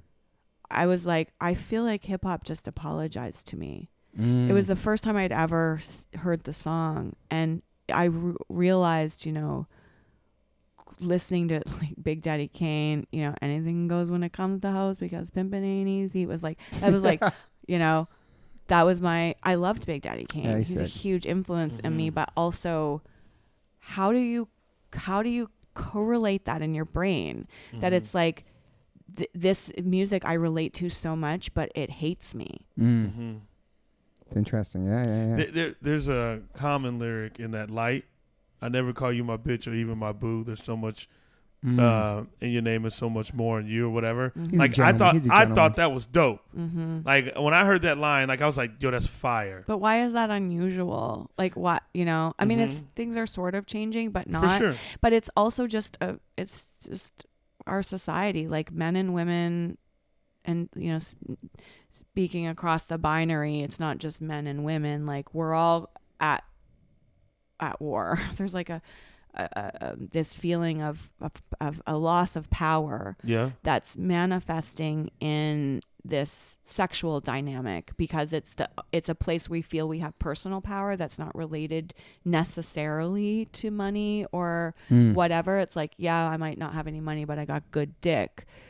You want to hypersexualize me? Let me hypersexualize myself first, so I have some modicum of control over what is coming at me. And that's my response is like, oh, you want to fucking talk about my pussy? Let's really talk about my pussy. How much do you want to know about my pussy? Let me talk. Like that guy asked, nice ass. Oh, you want it? You want my fucking ass? What if I walked over and was like, here, have it? Yeah. Come on. Yeah. You can't handle this shit. Goodbye. Yeah. He doesn't, it's not even about that, but it is like we are relating our sense of self-worth to our sexuality. And I am still working that out. I need validation sexually. Like it's not a problem. I mean, is it a problem? Probably. I mean, I would talk to my therapist about it. But I have music to express it in. Like I don't need to go and have a lot of partners anymore. To me, sex now is about getting closer to God. It's like two people come together. Two people come together. Hey. To deepen their communication. Yeah. And now we don't have communication on a deep enough level for the most part in relationships. So sex takes the place of communication. Yeah. And this is how it gets all fucked up, because you're trying to speak with your body things that you can't say with your mouth. It's really true, man. Yeah. And that's what fucks up a lot of relationships too. They're based on that. You know what I mean? Yeah. Me and my wife dated for so long before we even had sex. You know, we just best friends for so long. We would like. How long? A couple of years. We were like best friends and just hanging. You know what I mean? Like, and then we'd mess around here and there, but we waited. Like, we wanted to make it real because we were like, I don't know. I mean, we did it in Rome. It was like beautiful. Wow. Like we waited. But that's beautiful. I mean? That's what's up though. Like that. I mean, it makes it that much better. Like why not? Like why does it have to be like? Why does that have to be the thing? Like like I find you attractive, you find me attractive, but that's cool. But like, let's understand why. You know, let's make it more than like a sexual thing. Like that's the plus. Yeah. But like, why can't we just base it off like this like organic like? We haven't touched each other yet, but like I feel it. Exactly. I feel like that's why we're married. Let me get to know you and make sure you're not crazy. I feel like that's why we're married for 27 years. 27 years this year. Like we're best friends first, partners, best friends, lovers, just everything. You know what I mean? We're like a team. I'm very lucky because I've been traveling in a band for 26 years, and even when I was a roadie, like the bands I was with, they'd be like, "Come on, go after that girl." I'm like, "Nah." Everybody doing one night stand. That was never my shit, man. I didn't want that. I don't know. Maybe I'm a hopeless romantic. I don't know. I got a pound waiting for you Oh there. yeah, love you, bro. You hopeless romantic? No. Okay. There's a line in a play. I don't remember who the author is because I can't remember anything except for rap lyrics apparently. But it's like romance is for men. Women can't afford to be romantic, which I think is kind of true. Like you think about the songs women write about love versus the songs men write about love. Yeah. You know, depends what men you're talking about. It's like but I think for women it's kind of already like organically there. Yeah. Well, right? in the divine, I mean, in the divine feminine, a woman is the receiver, and the man is the presenter. So that is fundamentally what I think romance could be about. And when I'm saying that, on the spectrum, it's like whoever is in the feminine or in the masculine, you come together, whether you're male or female. And actually what happens for men when they get with a woman or a masculine energy with a feminine energy is that the masculine energy that's mostly presenting to the world as masculine feels safer to open up their feminine side, and the feminine energy in the presence of the masculine energy feels safe enough to open up the part of them that is masculine so that they can, take turns expressing those different parts of themselves in the yin and the yang, right? So in the divine feminine,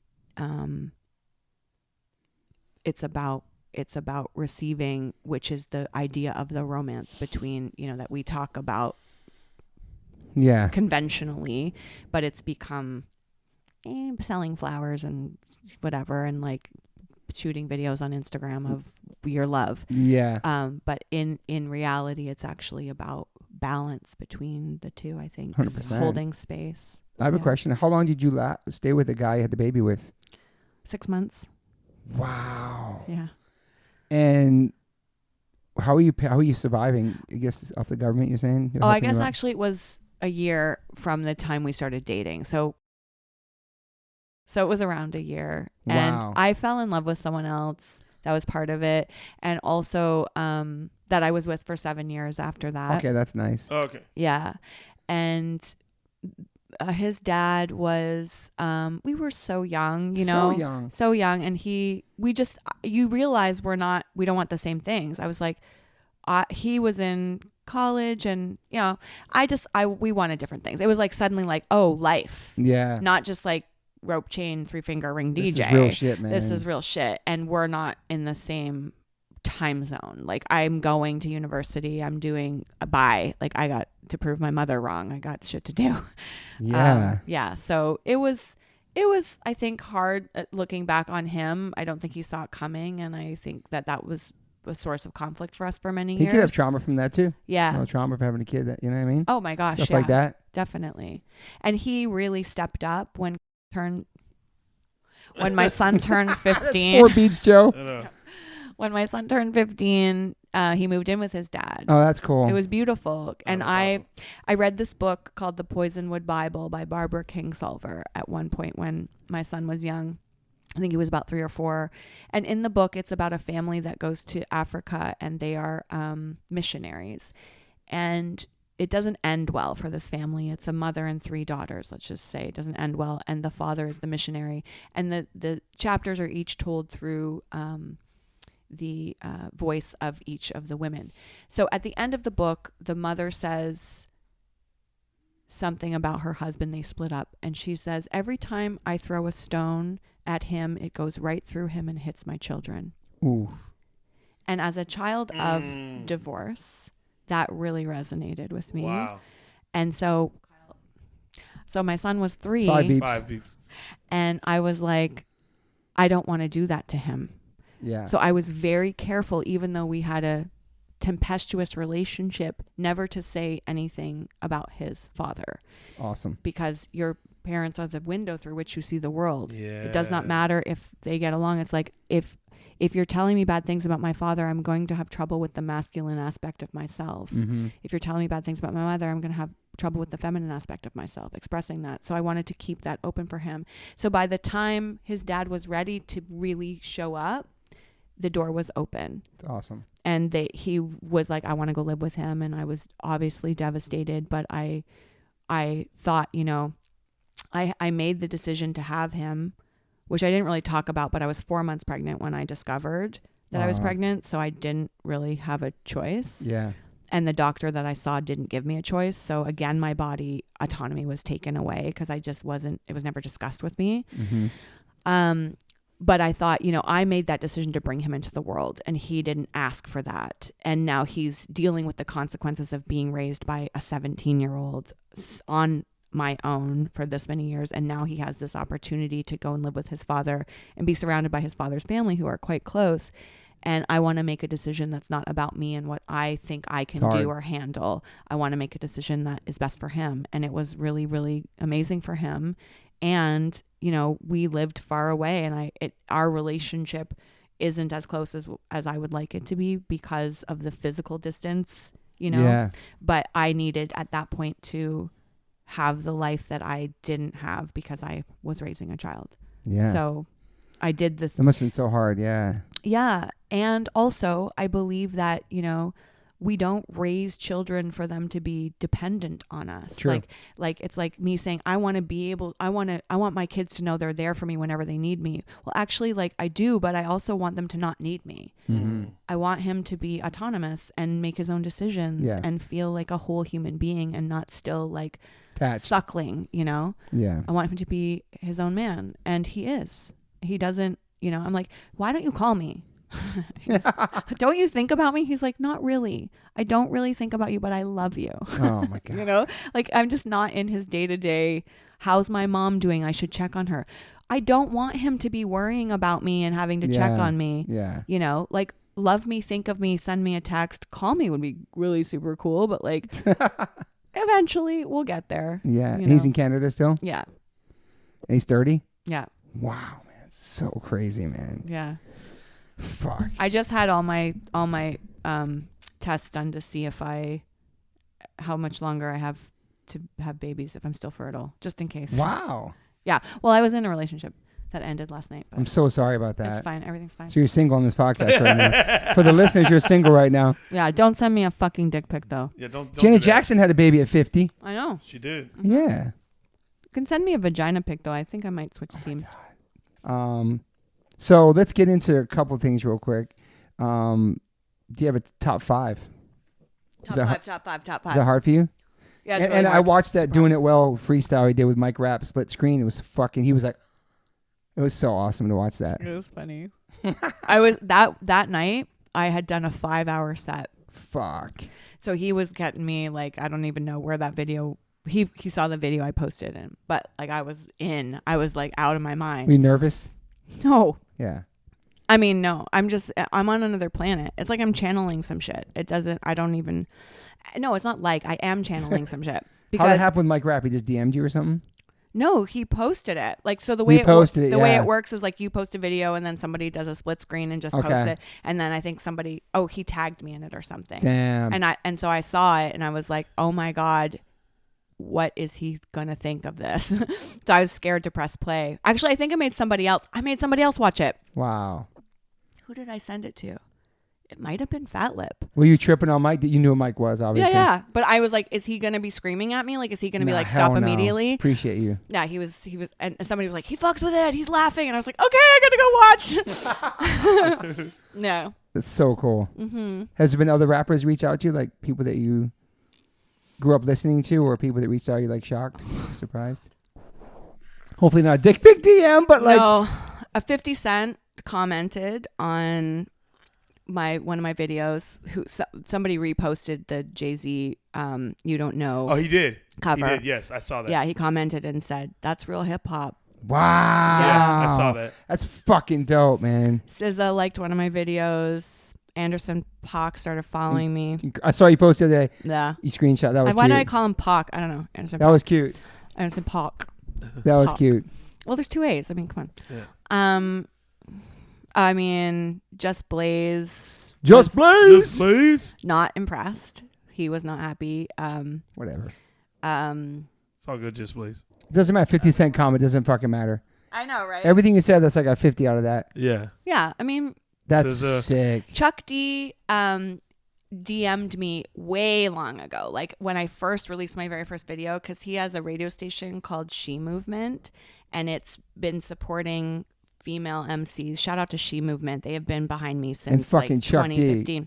One of the greatest lyricists of fucking all time. Yes. Dude. So he DM'd me, and I was like sitting at some acting audition beside a woman I didn't know, and it's all he did was send me the link to She Movement, and I was like, I smacked this woman in the arm and I said, Chuck D just DM'd me on Twitter. And she's like, what's a Chuck D? What's a DM? Yeah. Why are you hitting me? Like, what is happening? But I was like, it means he knows I exist and he's okay with it. Like, oh my God. That's so cool. So that was like way long ago. And then someone else was really mad. Was it Eric Sermon? Eric Sermon, EPMD? Was it Eric Sermon? Because you did something to EPMD. No, it wasn't Eric Sermon. It was I think he'd appreciate it. what's his name?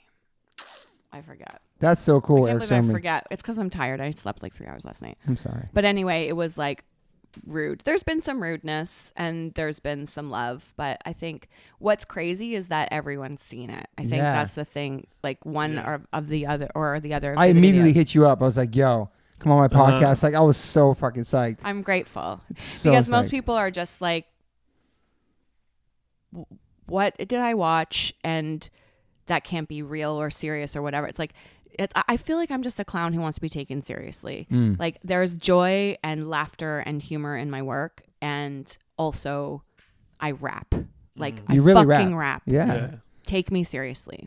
And I love it. I love having you because there's more than you than just that.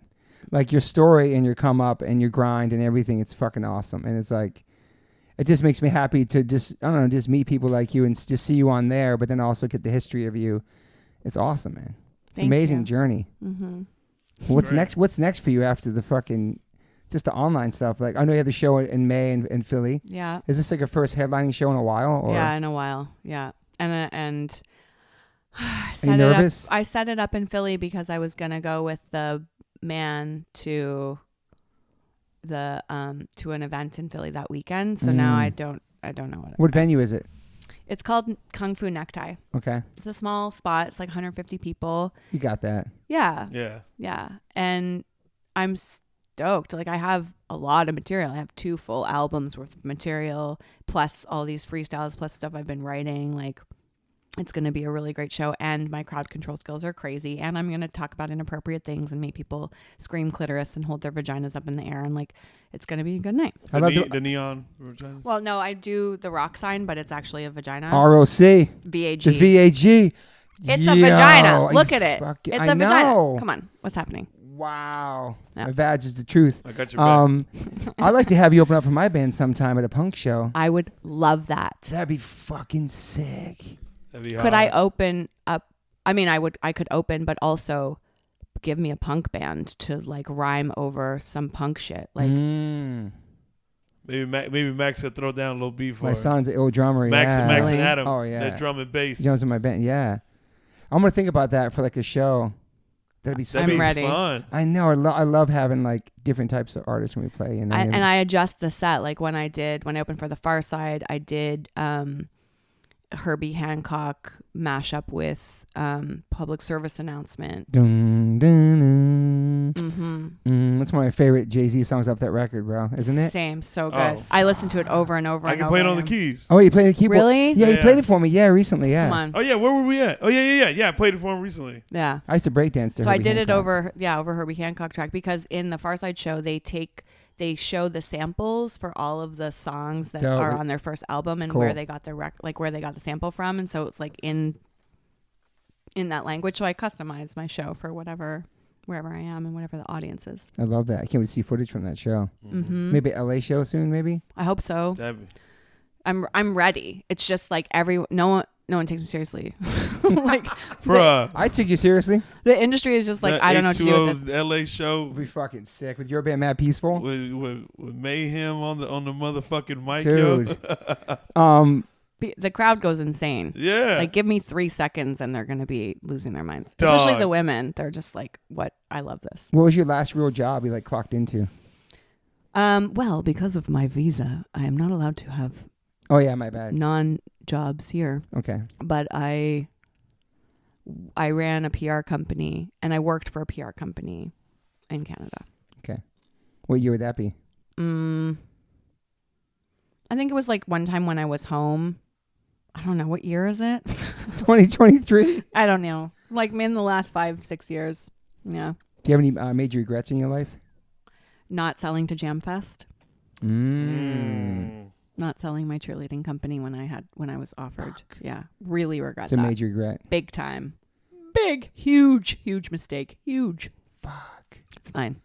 That's my favorite thing she does. It's fine. Are you optimist or pessimist? Optimist. Cripplingly. I feel that. Optimistic. After that deep knowledge she was dropping, yo. I know. Yeah. Your whole life you've been like that? Yep. Always believed in yourself. Yeah, well, my parents were kind of not good at most things, but they were just like, honey, you can be anything you want. You're amazing. Though. You're a star child. And you did. And you're doing it. I'm doing it. And your mom's still around, obviously. Yeah. She's got to be so proud. Yeah. She trip on your videos and you rhyming and shit? She loves it. Her favorite saying is off the chain. Let's go, Ma. So funny. Off the chain. That's all right, so what is your top 5? You didn't give me and you're 5 years sober, right? Yes. Congrats. Thank you. He's 8 years sober, correct? No. What? Come on. Sorry, 9? You don't know me. I thought you adopted me. I did. I'm sorry, man. How many years sober? 9. Okay, bet. So 5 years. 5 years. So what is your thing? You do coffee? Like, what's your go-to? Anything? What's my vice? Yeah. Art. Okay. But no, like, yeah. I don't. You don't do anything. I don't know why. I think that's my vice, is probably deprivation. Yeah, that's not good. I have an eating disorder. That's part of why I was like, can you please feed me? Well, now I know it's because you're sad too. But I was like, because I didn't eat and didn't organize, but it's the preparation of the food. It's taking those steps to care for myself and prepare food that I struggle with. Eating is fine. I can put things in my mouth and eat them. And it's not about trying to be skinny or an image with my body issue. It's about those experiences I talked about earlier, where my body autonomy was taken away from me by the medical community, by sexual experiences. And so it's a way to feel like I have control over my body. I didn't realize that. And it's not like consciously like, I'm not going to eat because I want to control things. Yeah. It's just like a subconscious behavior that I have developed in order when I feel out of control. Wow. Yeah. So what's your daily ritual? Oh, well, I get up in the morning. I do God first. I mate with him. Either A Course in Miracles or Marianne Williamson, like meditation. Nice. There's this other guy I like, Muji. He's on YouTube. I do his meditations also. And then I do morning pages. And I've been doing those for like journaling? Multiple years. He does it every day too, yeah. Yeah, 3 pages. And like so many songs come out there, so many ideas. Sometimes it's awful, but for the most part, I absolutely need it to get into flow. I have my Earl Grey tea and avocado. Nice. Because it looks like a vagina. With like crackers and little lime and stuff. No coffee person? Nope. Just my tea. Or And then I get into it. I get into like whatever. I might exercise. I don't exercise every day, but it's either yoga or Pilates. Nice. And I try to get outside and get the sunlight. So I might throw on a load of laundry because my Vitamin laundry's D. outside. Yeah. Andy Huberman says so. Exactly. Within an hour, you got to get the eye. She knows. And caffeine 90 minutes after you wake up, according to him. Oh, yeah. I'm about there. Yeah. After Right. I meditate and exercise. So what's your top 5? Always back to that question. Lauryn Hill. Woo! Let's go. Jay-Z. Let's go. Listen, don't judge me, but right now I'm listening to a lot of Drake. I fuck with you. That's fair. Dude, we fuck with Drake hard. And the new one with 21 Savage, that record? Yeah. We're going to go see him play. He's coming out here, too. Yeah, I saw that. Yeah. What's the song? Back Outside, boys. That's our shit, dude. Nice. Okay, good. I'm in good We love, company. and he's from Toronto. Represent Toronto. Yeah. Whatever. Big Daddy Kane's back on my list. Even though Jay-Z's also there. I used to say they canceled each other out because I felt like Jay's flow was not derivative, but like derived from Big Daddy Kane. So it was like he was a builder. Yeah. And then also, let's put Chuck D on there for now. Fuck yeah, Chuck D. Yeah. Fuck yes, Chuck D. Did you know that Chuck D studied sportscasters in order to develop his like melodic? No. Like, once again, back is the incredible rhyme animal, the uncannibal, the public enemy number Oh, the up one. and down the flow. Yeah. It's like, and he shoots, he scores, he does it. I read that somewhere. Fucking not know that. Yep. Good? Okay, bet. I feel like I could talk to you for hours, though, man. Yeah, I'm into it. This is so I cool. don't want to leave and go think about my failed relationship. It's so cool, like, to have you here and just not as humanize you because you're on social media, but here you are in person and like getting deep with you. You know, it's awesome. Thank you. It's really nice. Yeah, I talking really to you. appreciate it. I'm gonna check my more notes about you. Okay. See what else I have on you. We're about to get in the sauna, man. You join us if you want. We do about the sauna. Oh yeah, I And brought my bathing suit. And our friends coming to do it too. Yeah. Yeah. Gonna trip out. Yeah, you did some stuff. I like the Chris Isaac Wicked Boy Pony thing you did was great. Obviously Kumo D, Big E, Big Pun. Well, those mashups that I've been doing are on the spot, so they will put in a request. They'll give me something that doesn't seem to fit, and then I'll listen to the beat, and then I'll do whatever it is that seems to fit with it over top. Like so cool. I had for like a hot minute, I had a band called the Disco Mafia. And we did mashups, and it was like we did Jimi Hendrix with LL. Sick. I mean, Jimi Hendrix is. I've been working on Renegade over LA Woman for a long time because LA Woman speeds up really massively at the end. So Renegade, is a tough song. So I'll like song, in that last verse of Eminem's, just like ride it as it's speeding up. And I love. There's a verse I have where I wax poetic when rock and pop meet hip hop. The drum beat meets my frequency nicely. I might be the messiah who jiggles her vagina like Miley Cyrus in a gospel choir. I aspire to be the MILF that keeps packing them in. But it's like. And actually the first verse of that song is, I rap like Janis Joplin when she was high on the music. It's like there's something in that bluesy, you know, when the blues and rock formed to me is like what I feel about hip hop and the way I want to express. It's like punk and hip hop in a sense. Yes. And that's our era. It's like punk and hip hop came of age in a similar time period, you know. Were you into punk rock too? A little bit, like sort of, kind of like to be cool with my friends, but I didn't really understand it. Like I think sort of Sex Pistols and like, you know, that kind of stuff. But Ramones. Yeah, not. I got scared of the screaming. It's scary. And also with hip hop, it took me so long to make my own music because I kept saying, everyone's like, why don't you make your own shit? And I was like, I'm not mad enough.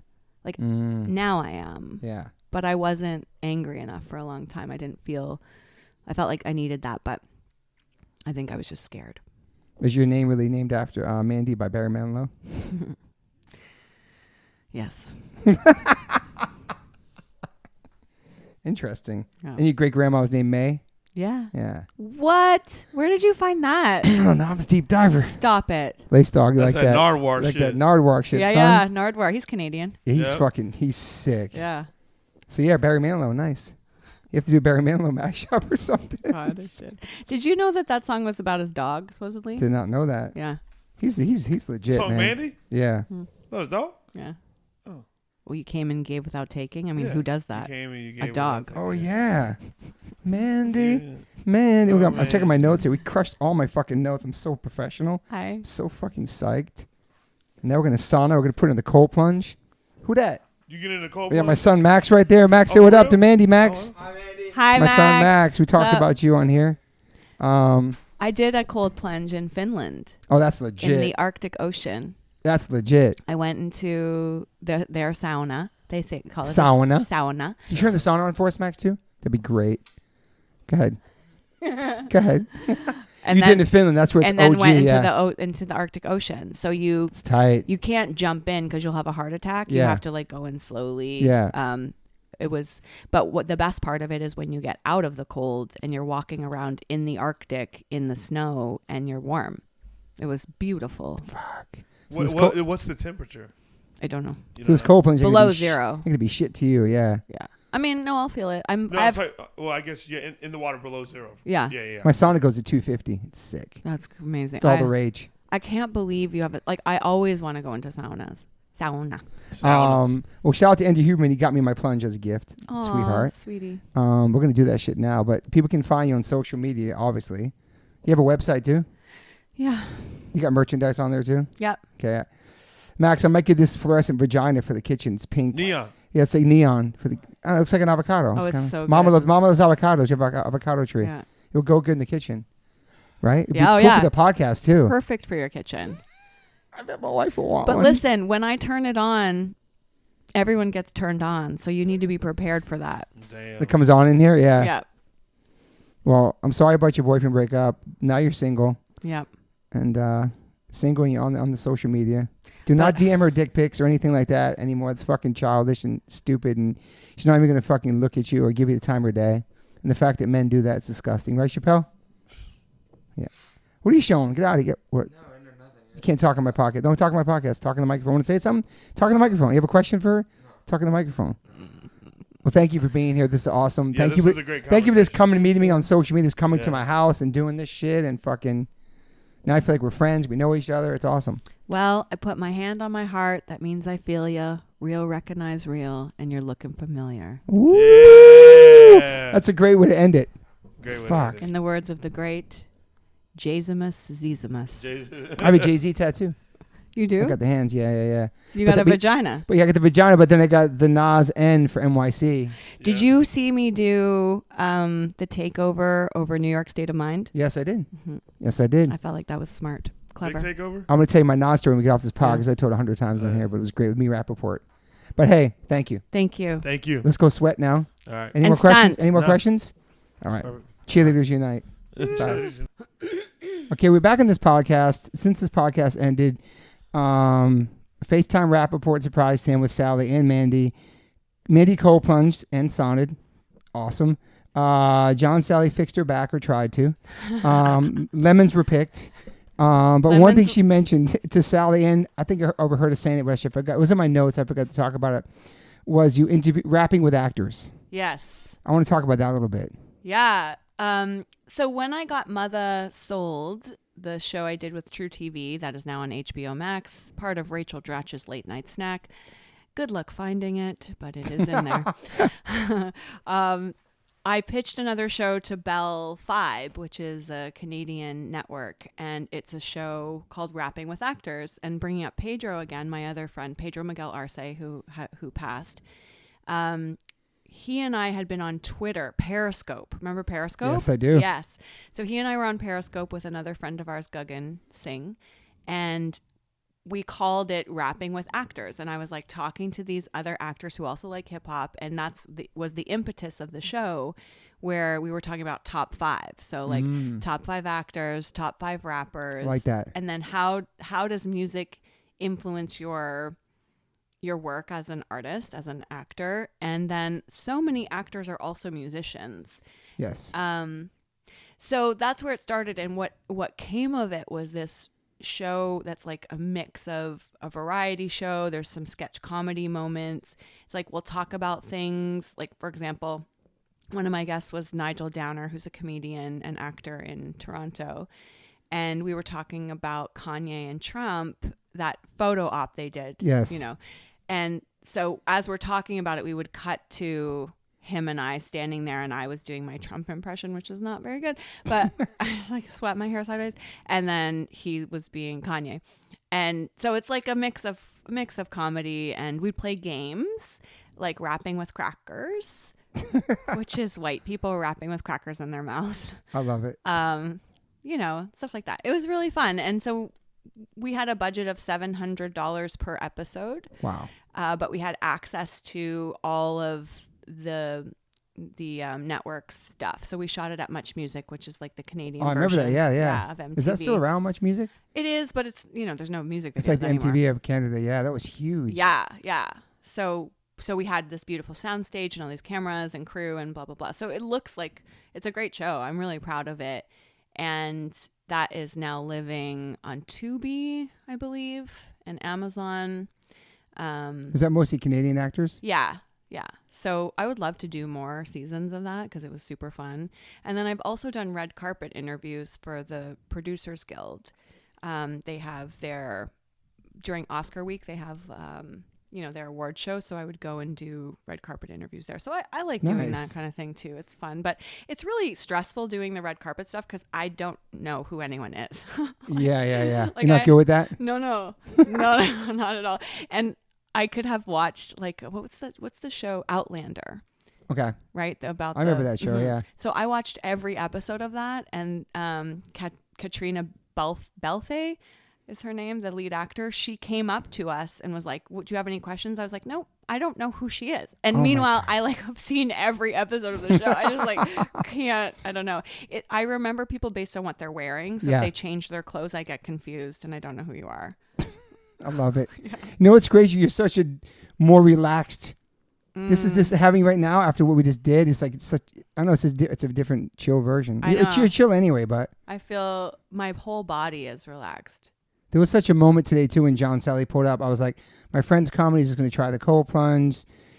He's in sports, and he pulled up. He barely said hi to me. He looked at me, then he saw you, and he went right towards you, hugged you, kissed you.